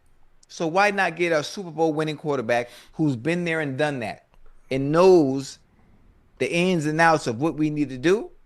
Now, we're not asking for a permanent position. Just give us some guidance, you know. Give it's some like, feedback. You gotta listen, give you, some and you direction. know, What do you think about this guy? What do you think about that guy? yeah, it's like having a GPS, huh? You know exactly where to go, right? You know exactly where to go with your GPS, but the directions that it provides you with, it allows you to get there much easier. Yep. So that's what Troy Aikman is for the goddamn Miami Dolphins, and I like it. I Now, know a team that you need some expertise about a general manager. I wish he would have put his ego and pride aside and allowed him to do exactly what, you know, Troy is doing for the goddamn Dolphins over there for the star. Jerry can't put his pride aside. Jerry want all the credit. He can get the credit. He can get it. Mm-mm. He's the owner. That's why he can't bring in a strong coach. He thought about hiring Sean Payton. He was never going to hire Sean Payton because Sean Payton gonna have control. Right. Sean Payton gonna have control. You're gonna have control over that 53, and you're gonna have some control in the draft and free. Absolutely. Right. Ocho, you got to realize he was the coach at New Orleans for umpteenth years. Yes, sir. Where he had control. You mean to tell me he can go into a situation and have no control? Not having and just be a figurehead, just be a face? Right. That's why he wasn't going to hire Ben Johnson. Ben Johnson like, no, bro, I'm not going to let you just put players on my team that I don't want or need. Right. He was never going to get somebody like that. Now, hopefully, Shotty can change the system, change the culture. Think he has a good system, but they need defensive help. Like I said, you look at Dak, he's leading the league in passing. He got 2 1,000-yard receivers, a 1,000-yard rusher, and they missed the playoffs. Hey, they didn't got no problems on offense. I mean, you look at the Cowboys' offense; it's similar to that of the Bengals' offense. They ain't got no problems on offense. Well, I think most people, when it comes to us offensively, they talk about our offensive line and not being able to keep Joe Burrow upright. Right. But the goddamn Cowboys and Bengals, boy, defensively, but we need to overhaul. We both need to overhaul. And I already said what I wanted. I told Jeffrey Simmons. Jeffrey Simmons made the Pro Bowl, right, Unc? Yeah. Yeah. So I'm gonna see Jeffrey down there in Orlando. I'm gonna put a little bug in his ear. You know, you could do 2 things. I'm gonna tell you like I told Myles Garrett. You know, there are consequences and repercussions. you feel me? You know, so in the off season. Pro Bowl's in San Francisco, Ocho. They moved it? Yeah. Okay, we gonna be there anyway. So I mean, listen, I mean, you get not the week before. Remember, that's the week before, Ocho. Well, we gonna be there though, right? Ocho, it's that Saturday before. We don't get there till that Tuesday. Well, it looked like I'm gonna have to make me an early trip then. Well, you go right ahead. Yeah. Hey, and yeah. On the Tuesday we get there? See, I told you we're gonna be there. I ain't going. Ash just told you we gotta be there. No, we gotta be in San Francisco. We ain't gotta be there. Oh, I see what you mean. Yeah. No. Hey, chat, for those. It ain't. Ocho, man, look, I don't want to see. The era, you know, is different now. I mean, It ain't a game. It's flags and it's, you know, bullying, you know, dodgeball and it's throwing at targets. That ain't, you know, catching the ball, all that. No. Yeah, I understand. And plus, Ocho, you know, the thing was, it used to be, Ocho, you wanted the Pro Bowl to be after the Super Bowl because you wanted to flex if you won. Yeah. Man, you remember how everybody used to come over there and everybody, hey man, congratulations, hey man, let me get you a drink. It was a big thing. Right. It ain't that no more. It's so the before half. Think about the half because a lot of the guys that was in the Super Bowl, they were gonna be in the Pro Bowl. Yeah, you right. You right. It is what it is. Ocho. Yeah. You think Jerry would ever do something like this? Get some outside input? Hey, Unc. You know how Jerry is. I've come to learn more about Jerry now that I'm not a player, now that I'm on the other side of the fence, and now I'm able to see exactly how Jerry operates and handles and runs that organization. Yeah. It will never happen. It would never happen. I never knew Jerry was like this, obviously, because I was playing the game and I didn't know. So it's hard for me to see from the field looking in. I thought he was one of the greatest owners of all time. As far as marketing, he is the greatest. For marketing and what is one thing that I was great at while I was playing? Marketing. So I saw him in a completely different light. Yes. So now I'm on the other side of the fence, and now I'm looking, well, goddamn, I understand why the brand, the product, it sells itself. The star sells itself. You've done a great job at putting them in that light. But Jerry, the other thing that you can do as well, that can take that brand and that marketing availability to the next level, but he doesn't see fit because, like you say, he wants the credit. I think the thing is, Ocho, is like one of your greatest, the guy that helped you win 3 Super Bowls. Yeah. You don't think enough of his Aikman, his football Aikman, to tap into that reserve. Yeah. Another team does.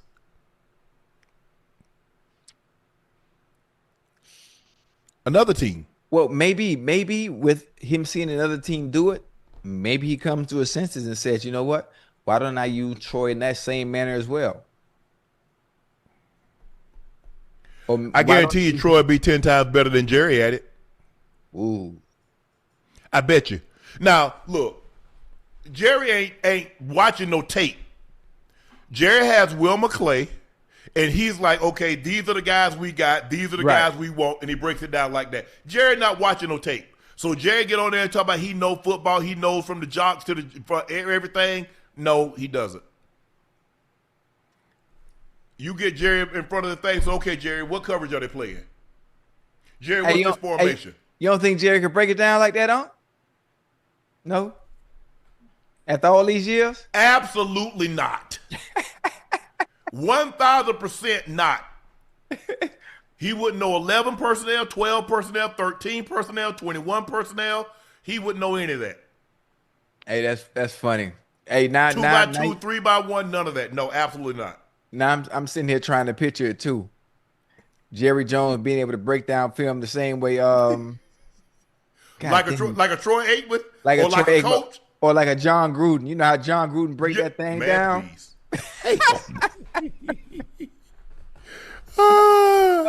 I'm just trying to picture that. That's funny. It's about Jerry played college football. Yes, 70 years ago. Wait, it ain't like, hold on. Jerry played football for real? Yeah, at Arkansas. He's on the national championship team. Him and Jimmy. What position? Offensive line. He's so little. They were little back then. Oh, he wasn't fat and lost weight? No, they were small back then. Lineman. Ocho, that was like, I think wasn't Arkansas win the championship 64? Is that when Arkansas won the national championship? That might have been 64. Okay. Because I think Jerry's the same age as my mom. Hey, I'm confused, huh? Hold on. He went to college. He played at Arkansas. So did he won the lotto or something to come into that kind of money to be able to buy the Cowboys? They had some money. They had a little money now. Oh, they was already good. Yeah, okay. I mean, he made more. They didn't have it that, but he was okay. They were okay. Yeah. Oh, that's a nice little backstory. I don't know about the backstory. Okay. I mean, he was. Look, he wasn't thin like he is now. How much?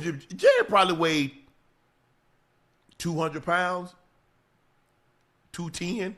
Right. Okay. But you got to realize, offensive linemen weren't big like they are now, Ocho.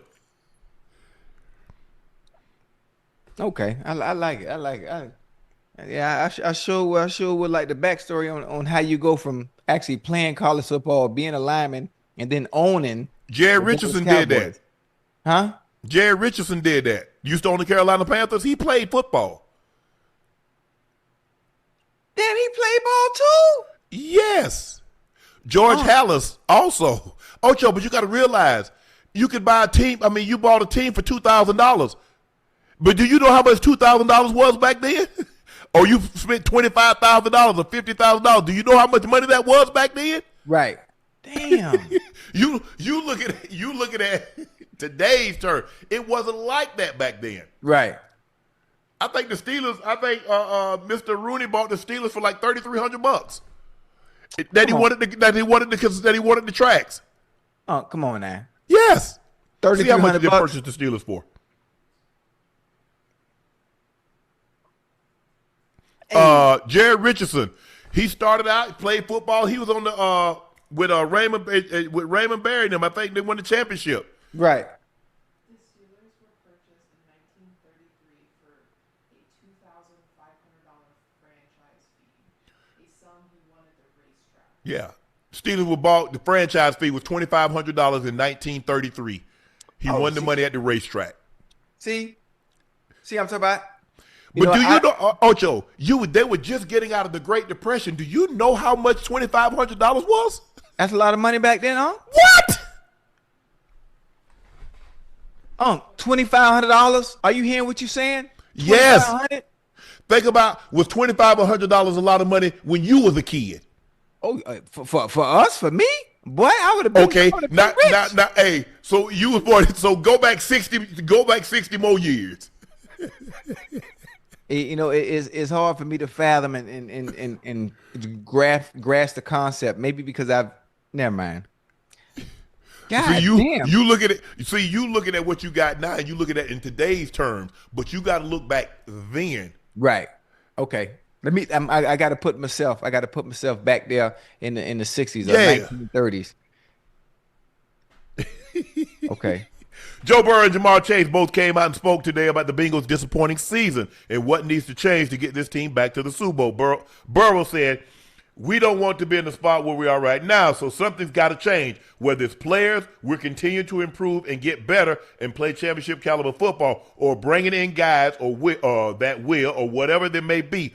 Obviously, something has to change." Chase, I think some of the things are pretty obvious, what we need to change. At the end of the day, I can't really say or put emphasis on what needs to be changed because it's not my role, but it's pretty obvious. Defense and what some of the issues need to be changed. I love Chase. Chase said, it ain't my role. They play me to catch passes, score touchdowns. That's what I'm going to do. But y'all know what it is. Yeah, hey, listen, we know what the elephant in the room is. I mean, Chase and Jamar, Joe Burrow and Jamar Chase don't need to say it. I'm not sure why the media's even asking them questions. They know what the problem is. We know what the problem is. Those that aren't Bengal fans know what the problem is. We know what issues need to be addressed in the offseason, in the draft. And I'm hoping that we continue based on some of the things that Joe Burrow has said. He's put everybody on alert. And we need to do what's necessary to continue to keep our team in an advantageous position to compete for Lombardi every single year. Continue to put pieces not around me offensively, because you've done everything you can for us offensively. Well, you can improve offensive line. I won't be mad if you improve the offensive line. Okay, you can do that. You could maybe add another piece somewhere in the guard area. Maybe I would like a nice centerpiece. Well, at the center position, which is most of the time is the weak link on most teams, but defensively, we know we need to attack. We need to attack in the offseason and in the draft defensively. I personally, chat, I want us to go get Jeffrey Simmons. I'm going to talk to Jeffrey Simmons at the Pro Bowl. You and a lot of other people. Yeah, I want to go get Jeffrey Simmons. Let's solidify somebody up there on that front end, and I'm not sure what's going to happen. I'm sure Trey Hendrickson is gone, Yeah, he gone. Okay, Trey Hendrickson is gone. I'm not sure if we can get another premier defensive end, but I know we're gonna get Jeffrey Simmons. I told Jeffrey, we've had multiple conversations, and I don't want it to come to a rift. So I need to make sure that happens. I'm doing my due diligence for the organization as well on the outside. Ocho, Yeah. I'm gonna give you some key figures from 1933. The Talk to me. average home price cost between $3,900 and $5,700. The average income was around $1,300 to $1,700. A new car cost roughly $600 to $800. Ooh. And gasoline was 10 to 18 cents a gallon. Hey, Unc, what would you do for us to be back in those times with them kind of prices? Man, I don't want to be back to my brother. That was the Great Depression. People was jumping out of the window killing you. Hold on. No, I don't want to be back there. I'm Okay, good right here, right now. Okay, I understand. I'm just saying with the price point, where Ocho, blacks weren't making money like that. Do you understand? If the average blacks weren't, they didn't include us in the average. I understand what you're saying, but hey, Unc, you know everybody complaining about the goddamn prices today. You hear Ocho, that? you were a sharecropper. Do you understand what you was doing? You was making pennies. Hey, Unc. If the average income was 12 to 1,700, there probably wasn't 1,000 black people in the country making that kind of money. Yeah. I Hey, don't know. Hell Unc, no, I don't want to go back there. well, you know what I'd have been doing back then? Huh? You know what I'd have been doing back then? Hustling like a lot of other black people was doing. Yeah, exactly. Well, I would have been the best bootlegger there is. You hear me? Yeah. I would have had hell no. I would have had the best rum. Like what's the two brothers from Sinners? Oh, I know you talking about. Yeah. I forgot the twins' name in Sinners, boy. Hey, I'd have been what? Nah. Look, Hey, I been grew the up. best- I grew up in the late '60s, early '70s, and I know how hard we had it. I know how my grandmother said they doing 5, 10 loads of laundry for a quarter a day. Man, please. A quarter? Yes. Where Where do you think black people ate all those scraps? You wasn't getting steak. You wasn't no, eating hamburger. absolutely, You had to absolutely eat oxtail. You had to eat neck bone. That's where pig feet, chitlins, pigtails. from. That's where it come that came from. Yeah. I don't know what people thought they were getting ribs, beef ribs. Nah. Hell no. Hell to the no. Hell. Now I'm gonna let you have that one, Ocho. You go back there and let me know what it's like. I don't. Listen, I'm talking about the price. I ain't talking about what you had to deal with. I'm just talking about the numbers. That's it. What the hell? How you gonna get?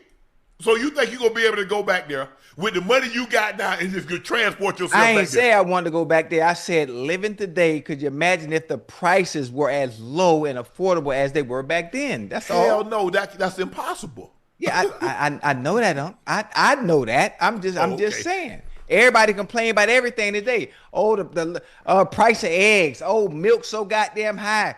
Eggs, see how much eggs are. I mean, yeah, of course. I'm gonna say that's why I'm just saying in general. What if it was a little bit more affordable, where people wasn't living goddamn paycheck to paycheck? People have been living paycheck to paycheck. What you mean? They ain't just started, Ocho. Yeah, I know. I'm just saying, it'd be a little easier. That's why you need the right people in position of power that make the calls. But every time you think you get the right people, they get corrupted too. Cause how you think they got the power? Hey, I'm glad you know. See, that's why I stay out of politics. Cause you gotta be crooked. You can't never be straight and be in the politics. Man, like I said, look, I remember when I was a kid, minimum wage was $3.37 an hour. I was a kid 40 years ago, 50 years ago. God damn. So now, yeah. But now, Ocho, guess what? It's $7.25. That's so it. you talk about 50 years ago, it's only gone up, it's doubled.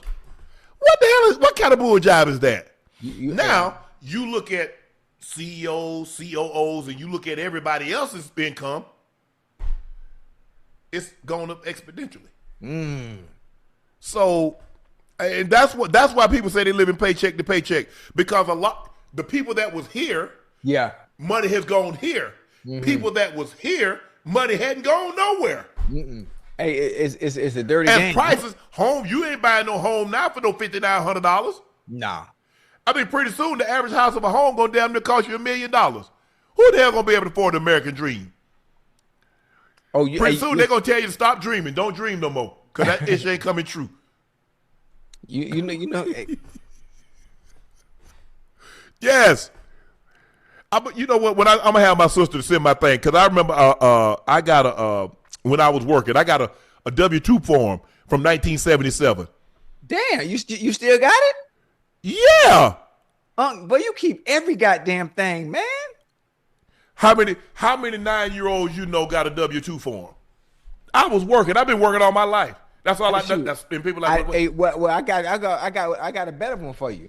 How many 2-year-olds you know had cable and a washing machine and dryer in their name?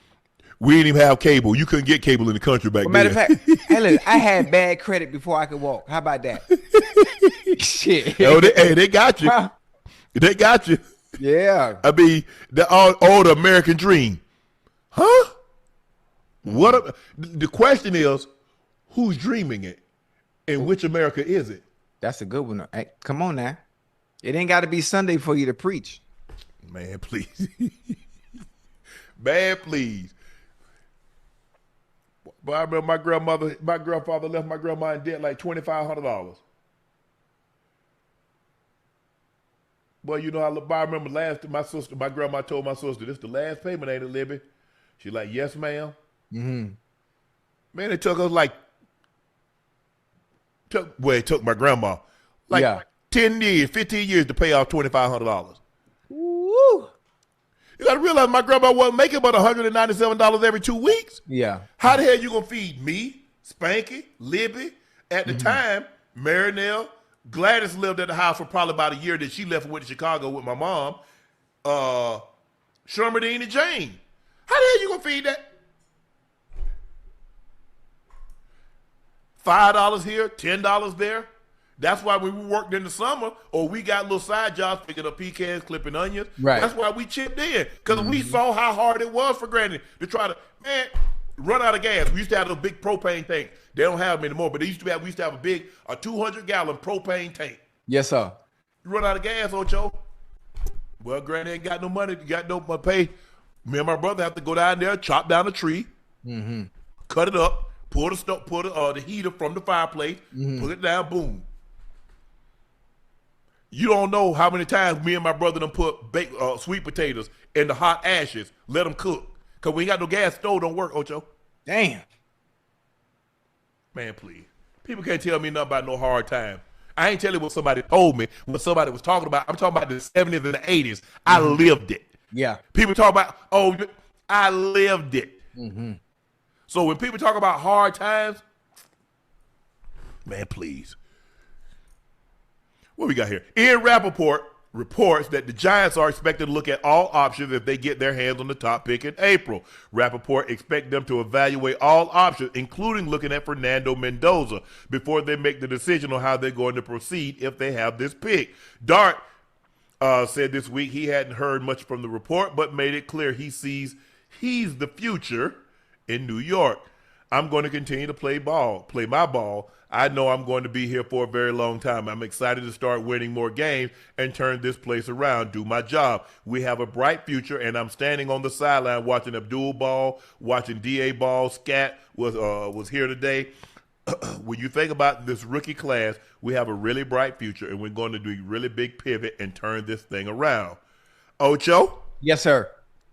For me, it wouldn't make a whole lot of sense. It wouldn't make any sense. It wouldn't make any sense. That take a goddamn quarterback. all. But go ahead, Ocho. What you thinking? I mean, it wouldn't make any sense at all. You got something special in Jackson Dart. Now we could pull the reins back on him a little bit and get him to be a little bit more cautious in the way he plays the quarterback position. You know, he's gonna be all right. But he brings something that I like Mendoza. I like him, but he's not Jackson Dart. He's not going to breed that kind of excitement and put butts in the seat like Jackson Dart and goddamn Scatterbo can do. Nope. He's not. I agree. He definitely not. Completely different individual. If you listen to his interviews, he's not ready for that New York media. That ain't for him. That ain't for him. Jackson Dart is perfect for that situation. He's perfect for that atmosphere, that environment. Being in New York, that is the perfect place for him. He's gonna be all right. We gotta tone some things down in his game, and he's gonna be all right. Other than that, that's all. But all that looking all they can check all the options in every other area except quarterback. Ocho, The Buffalo Bills are asking fans to help shovel snow at Highmark Stadium before this weekend's game. Anyone 18 years of older get $20 per hour with food and hot beverage provided. Ocho, I'd have been there. Wait, how much? $20 an hour. Ooh. Hey, what time the stadium open? I'm gonna get that. Oh, and food. Listen, I don't need no food. Give me a hot dog. Give me a hot dog and some hot cocoa. I got you. 20 hours, I'll be there all day. Ocho, you do realize glizzies are food, right? My bad. That's a snack. They probably play. They say they play you in glizzies. That's fine. Oh no, I'm gonna get my $20 an hour. Don't do that. I'm gonna get my $20 an hour, and I want to make sure I spend it. I want to spend it. I want to be there all day too. Cause I'm. Oh, you want to go to the game? No. Hey, young, you want to go out there? Who? Go where? And go shovel. No. Okay. Hey, that'd have been some great content now. No, it ain't gonna be no you great out there content. shoveling snow? $20 an hour? Ocho, I done. See, I don't know if you really done manual labor, but Yes, when you done manual labor for over a decade, you good on it. You cool on it. I did construction work, in the off season in college. I did landscaping, did all that. Yeah. Pour concrete, laid asphalt. Yep. Did roof. Hey, Yeah. you talking about landscaping, I was cutting grass at 8 years old. That was part of my chores on Saturday. Yes. I had a lawnmower. I had. Well, I'm glad they let you get to be 8 before you started doing it. That's damn. What we talking about? My grandma had me out there in her rose bed. I'm the one that had to dig. I'm the one that had to dig them holes in the garden. Yes. I know about manual labor now. I'm out there with the garden gloves on that don't fit. Three sizes too big. Damn, you had gloves and everything. Damn, you what? You're a real worker. Yeah. Man, Hey, I still got calluses on my hand from laying bricks. What we talking about? Look at this. Boy, when you using that hammer or that shovel and you ain't got no gloves that first day, man, your hands hurt so bad. Like, Lord, I sure hope I ain't got to go in the morning. All right, I'll see you boys tomorrow. Damn. Yeah. I sure want to tell Granny I don't want to go back. Son, go on out there. That's a good piece of job. What you mean it's a good piece of job? Working 12 hours a day for $10, $15? You think that's good? Hey. Where else you gonna make that kind of money? Man. Boy, my grandma, hey, look here, man. You could have worked 15 hours. Man pay you $5. Well, that's good money. What? I mean, Granny, you do. I understand, Granny. You worked, and it was a quarter for all these loads of laundry that you and Grandma Lou and Annie Mae had to do. But Granny, that was 50 years, 40 years ago. That's 50 years ago. Right. $2 ain't a lot of money, Granny. Damn. You could. My grandma thought any denomination of money was good money. It was good money. Yes. But that's where, it comes from. That's where how I'm wired. I'm a provider. There wasn't a whole lot, but working in the summer.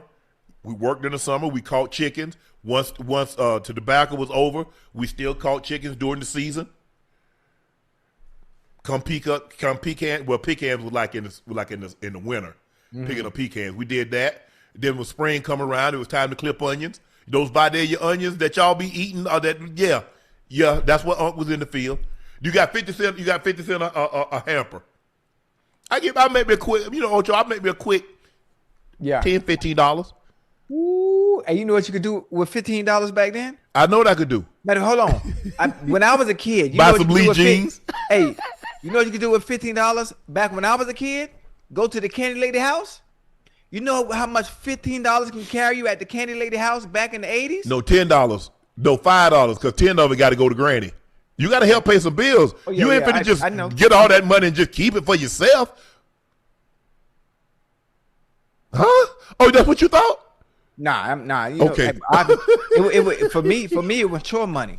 You know, it was chore money. I understand once I wash my clothes, once I cut that grass, once I get out there in that rose bed, once I pick the mangoes that are ripe off the tree. Yeah. Once I sweep up them goddamn leaves, any leaves that was in the yard, once I wash them cars, come on now. I know I got me a good $10, $15 coming. Nope. That can't tell me nothing. I hear that ice cream truck coming. Hey, I'm ready. Bad, please. That was me and my brother was talking when he was out here. Said, man, he was looking at it. He was walking around the house. He was in the backyard. He had sent my sister-in-law a picture, my niece. He's like, boy, we were sitting on the back just talking. Yeah. I said, man. I said, when you sit back here, what you think? I said, think of how fortunate and how blessed we are. Mm-hmm. I remember it used to rain. You have to go to the bathroom. Be soaking wet, Ocho. Soaking wet. Mosquitoes. You in the South. Mosquitoes are bad. I remember all that. And I'm just sitting on nice. And I'm just sitting there just thinking, God, you've been better than me than I even deserve. Yes, sir. I don't even know what I did to deserve this favor, but I thank you. So, man, I wish my grandma, because she was, man, I remember the first time I took my grandma to my house in Atlanta, Ocho. Uh-huh. She was pulling up, because she rode with me. Turned down the street, like, ooh. She's like, boy, you living here? I said, yes, ma'am. So I turn in there, pull up the driveway, hit the button, the garage goes up. Yeah. She walk in there.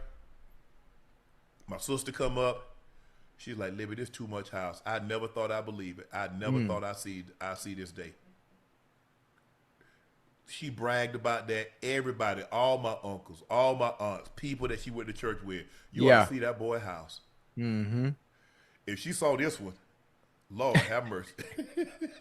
You know what that remind me of too, Unc, while you sitting there explaining it? Remember the American Gangster? Yeah. When when Denzel called. Get with mom when she came up. Yes. And mama saw the house? Yes. Yes. Remind me of that. Yes. That's exactly how my grandma was. Yeah. She's like, man, she brags so much. Woo. Libby, that boy guy, I sure hate to have to clean this. I said, Granny, I don't clean it. That's why I pay somebody to clean it. Hell to the dog. I don't do nothing. But it was, man, she was just so proud. And, man, that's why I'm so appreciative of everything, Ocho. Yeah. I know how hard I work to get in the position that I'm in. I don't take anything. I've never shied away from hard work. Mm-hmm. That's what I know. Yeah. It's like, what you going to do? I don't know what I would do. I don't know if I could just sit still and not do nothing. Oh, wait, you like me. You know, I got 274 jobs, Unc. I can't sit still. I can't. I got to be doing something. I got to be doing something. I do too.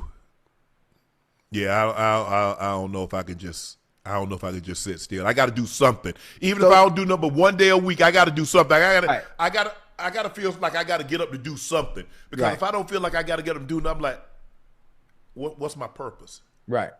I mean, you got to have a purpose. I want you to make sure you keep the same energy too. When we win the lotto, I don't want to hear nothing about you taking a vacation and you ain't showing up, because you just said you got to be doing something. So I want, when we hit for about maybe 600, 700, 800 million, make sure you show up on this show every Monday, every Wednesday, Thursday, Saturday, and Sunday. Hey, I'm gonna take some CTO. What's that? Choice time off. PTO is paid time off. I'm taking CTO. Choice time off. I'm headed. Hey, I'm leaving on the next plane. I don't know when I'll be back again. Right. That's all right. As long as they got Wi-Fi, you good wherever you going. I'm gonna be connected to something, okay? I'm gonna be plugged in. I promise you that, Ocho. I promise you that.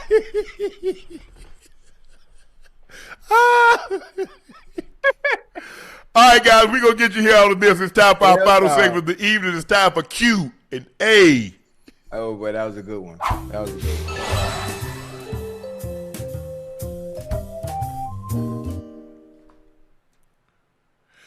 Filthy McNasty, when you watch film, what exactly are you looking for? Why watch so much film and not want to be a football coach? I'm sure he could be a life coach with all that advice. Happy 2026, y'all. What are we looking for? Well, it all depends because they break the film down. Okay, you got 1st and 10. So they'll put all the plays down. So we go back 4 games. You look at what the defense they play on 1st and 10. Then you'll go back and look at second and 10. Then you got second and 1 to 5. Then you got 3rd and long. So 3rd and 1 to 3, 3rd and 3 to 5, 3rd and long. So you breaking it down. Okay, now they're gonna say, okay, red zone. I'm looking at what they play. When do they play this coverage? I'm looking at the guy, okay, let's just say I got the Sam backer. I'm going to watch for like 10, 15 minutes. I'm going to watch his feet. Are they staggered? Can I get a cue if he's blitzing, if he's dropping in coverage, or is he sitting heavy to play to try to stop the run, make sure he don't get reached? So you looking at area of the field, down and distance. So you're looking at all that, the coverages that they play against the formations. Then we got it formation. Okay, 21 personnel. They played this coverage. 11 personnel, which is 1 tight end, 3 wide receivers. They play this personnel. 12 personnel. They play this. So you're looking at coverages of what they play against certain formations of which what you see. So if let's just say we playing the Bengals. Yeah. We're going to go back. The Bengals played the Ravens. The Bengals played the Steelers. The Bengals played the Cowboys. The Bengals played the Bears. Okay. When they played the Bengals, in 12 personnel, they played this. When they played the Steelers, they played that. When they played this, they played that. So you got to look at all that. I memorized all the plays. Right. All the plays. So all 150, 175 plays, I remember. That's why when John tells the story, we were in the AFC Championship game, they called 324. Actually, we flipped the formation. It was 325, all pivot.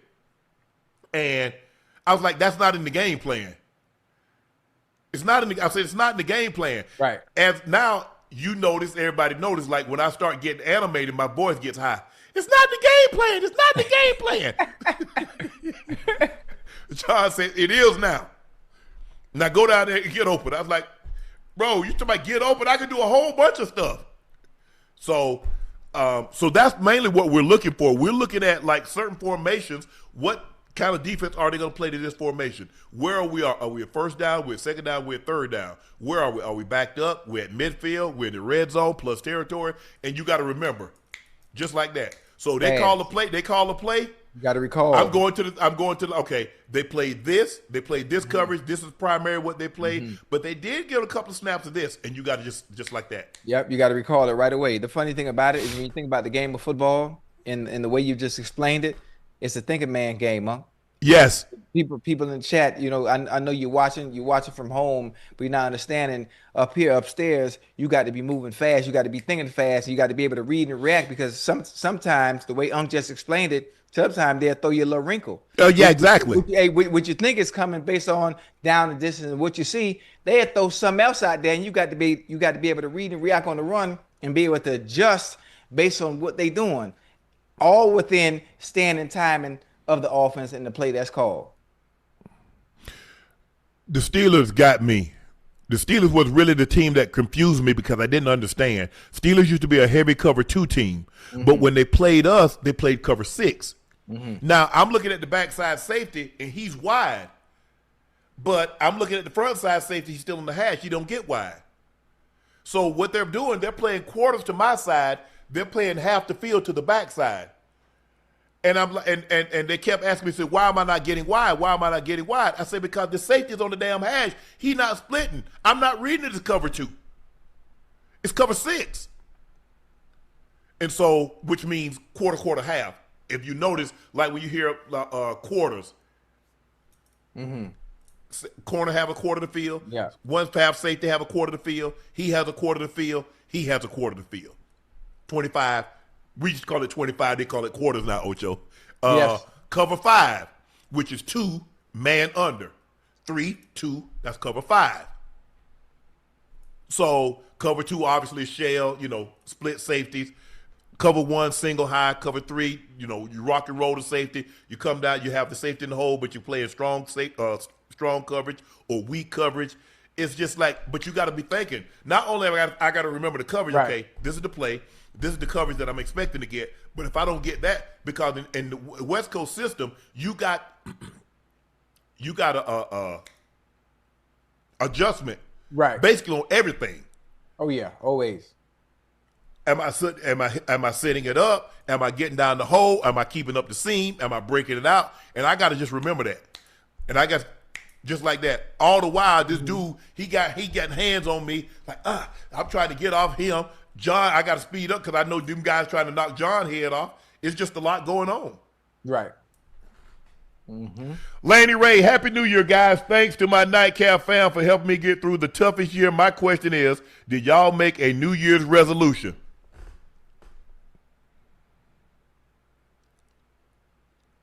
You got a New Year's resolution, Ocho? Yeah, nah, I ain't need to make one. I ain't never made one. I'm consistent in all that I do where I don't have to make resolutions. I'm very consistent. I'm very disciplined in certain areas.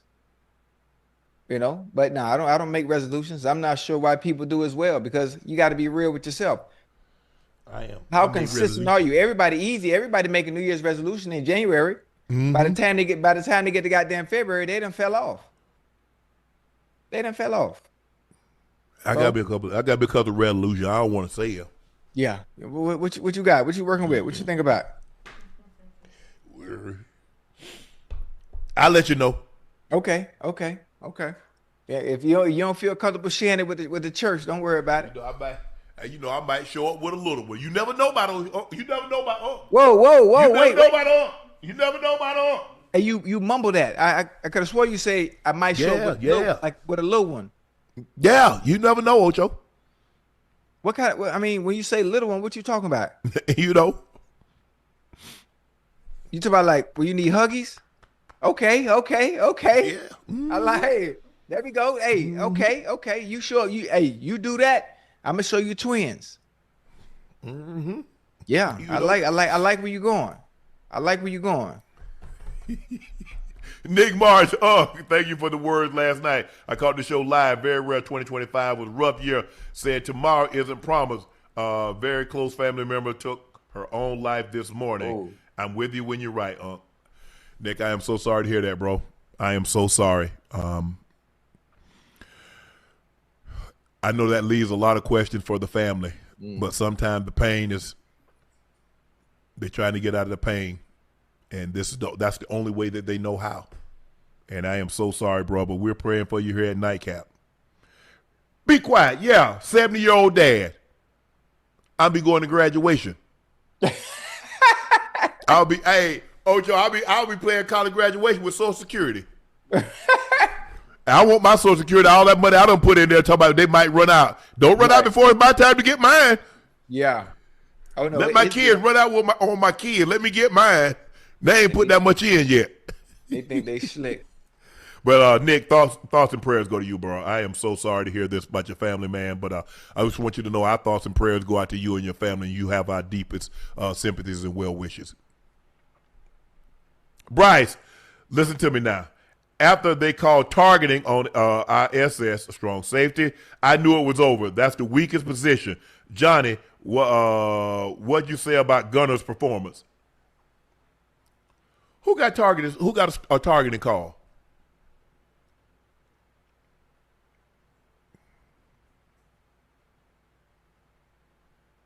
Number 20, right? From Georgia, no? Yeah. Okay. Yeah. You didn't think that was targeting? Yeah, you hit him in the head. Yeah, it was. I mean, you can't, just because you didn't use your helmet, that don't mean you can't hit him in the head or the neck area, even with your shoulder. Yeah, and it's tough. Hey, boy, defenders in general are handicapped so crazy at the collegiate level and the NFL level.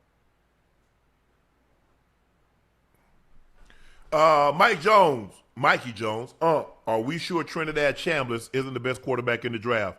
No, we're not sure. I mean, everybody's going to go through their proper evaluations. We'll see. I was very impressed. I've been very impressed with this young man all year. Obviously, we talk about a lot about the SEC. We talk about a lot of the Big Ten. So we get an opportunity to see him, and I got an opportunity to see him against Georgia and some of these other teams. And so I've been very impressed with him. His ability to throw on the run and be able to make NFL throws. That's what impressed me tonight. Look, we know Georgia got guys on that defense that's going to be playing on Sunday. We have the utmost respect for Kirby because we know he get great talent and he coaches them up well. The throws that Trinidad Chambliss was making tonight, outrunning some of those fast-ass linebackers and D linemen to get to the edge and drop dimes, reverse field, come back, throw on ropes. He's very, very, very impressive. I think, NFL teams going to take another look at him and like, okay, this guy can play for us. OG_Thanos 26. Do the college football playoff bracket need to be tweaked with teams having first round byes being 1-7 since last year? I mean, it's just like, it happens. So you just want them to start playing right. I think the thing is that's the whole reward for being a top seed is that you get an extra week of rest. But I guess, you're looking at it like. They offer. Everybody that had won. a goddamn. Indiana won. They beat the hell out of Alabama. Yep. I don't know how you can tweak it. I think the thing is, unless you just have them play right away, because, you hear some coaches saying we want to be done by Jan 1st. Ocho, they got 2 more games to be played. Yep. I mean, you got a semifinals and a finals. Yep. And when is the semifinals? Is it next week or the ninth? Oh, that's the ninth. That's next week. I don't know why the hell that's. Wait, the ninth? Yeah, the 8th. So, Miami Ole Miss is on Thursday. This week or next week? This week. A week from today. Okay. Yeah. And then Oregon, Indiana is on Friday. Wow. Okay.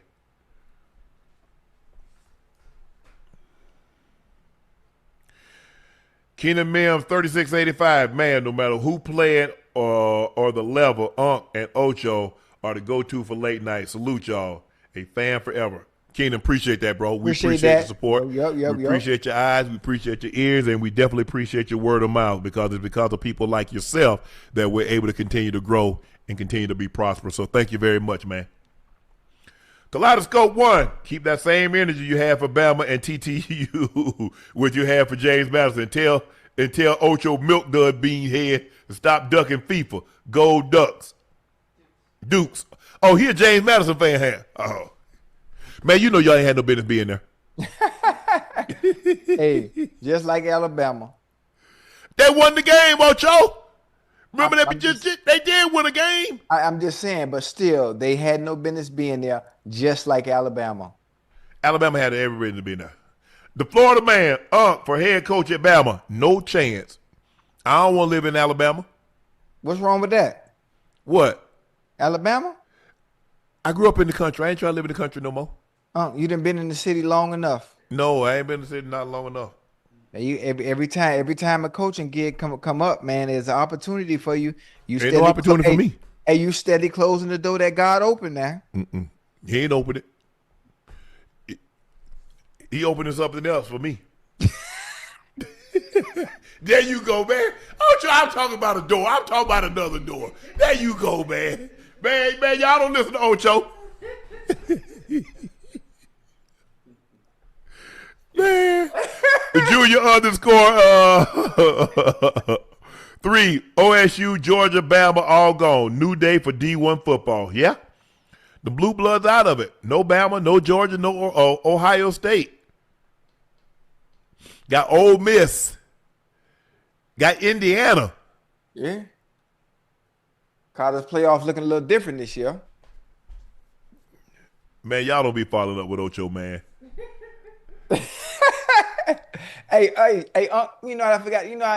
I forgot to say? What? Yeah, I forgot to tell the chat, man. I forgot to tell the chat Happy New Year. I remember 2025 like it was yesterday. Yeah, man. I was supposed to be going to a wedding. I ain't going to the wedding. Huh? Who wedding? I know you ain't talking about mine because I told you I'm getting married in 2026. I know you supposed to get married in 2025. I had my white linen. I was gonna be walking barefoot on the beach. Yeah. Hey, but you know, hey, you know how life is. Life is. I know how it is. Life. Yeah, it do that. It do that. But this is the good thing about life. You know, is if it don't work out that time, you know, God always puts something else on your plate that you can eat off of. We know you like to eat. Hey, boy, who you telling? We know you. That's one thing about Ocho. Ocho always clean his plate. Hey, every time. You know, I used to get knee pads for Christmas. I believe it too.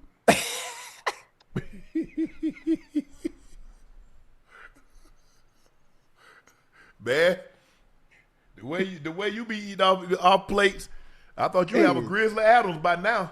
Being way down here. Yeah, hey, I keep it clean for a reason, huh?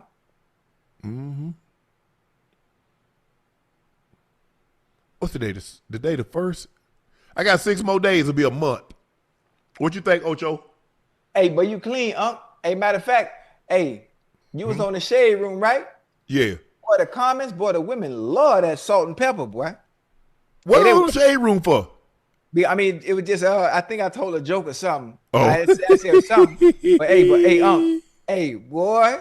They were like, oh boy, we like that salt and pepper now. We could do a little something with you now. Yeah, they like that. So what if I get rid of the beard and just get the goatee? Nah, I think they like the whole thing. The whole thing? Yeah, they like the chin strap. They like the chin strap and all. Well, okay.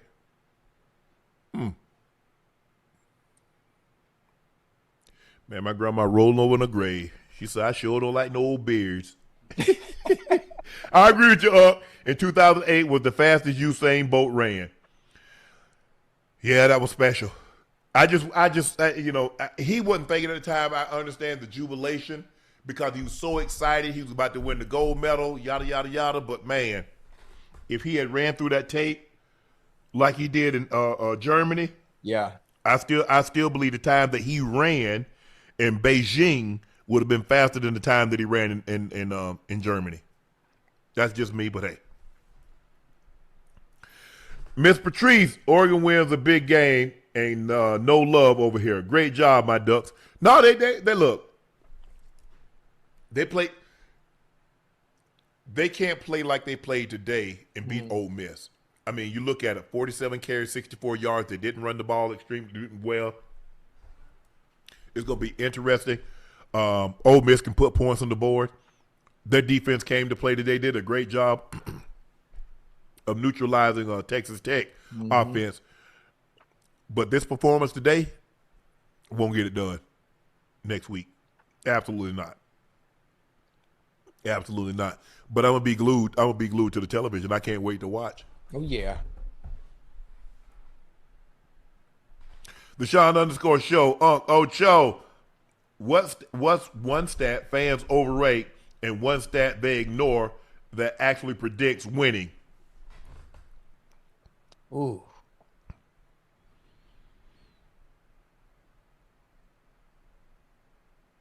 I mean, turnovers, honestly, Unc.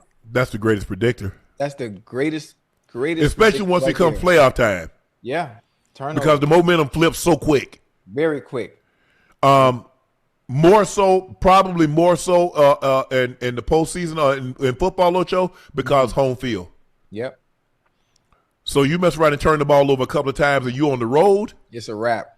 Man, the momentum flips so quick. I mean, because think about it. Ole Miss had the momentum, looked like it, and then all of a sudden, Georgia got a PI, go down, 3 and out, right back down again. Just that fast. Just that fast. You don't even need help in general. The momentum to football games, matter of fact, the momentum to any sport, the momentum is going to shift. The pendulum is going to shift at some point. It absolutely is. You don't need to help that momentum by having a turnover or making mistakes. So especially come postseason time, man, you pay double for that stuff, man. You pay double for it.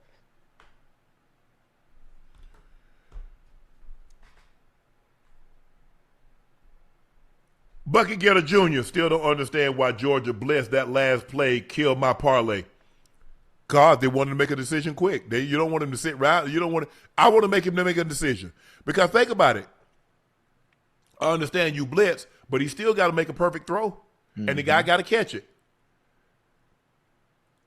The last thing I want him to do, I want to make him make a decision right now, Ocho. I can't let that guy run around and have all day and buy time. Nah, you can make a decision right now.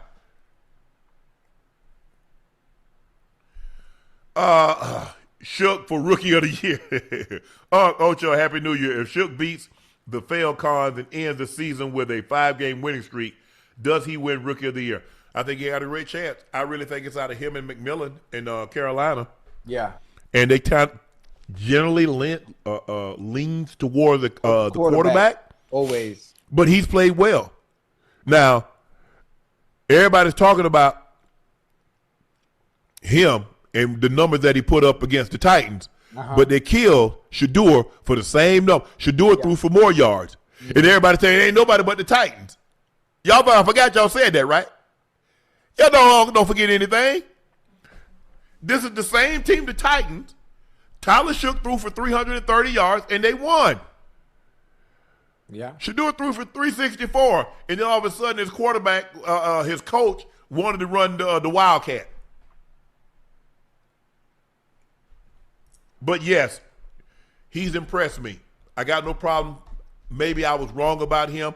Let's see this thing play out. But he's played well enough to get to come in as the incumbent quarterback. Yes. And see if he can lead this team. I know Kellen Moore has the utmost faith in him.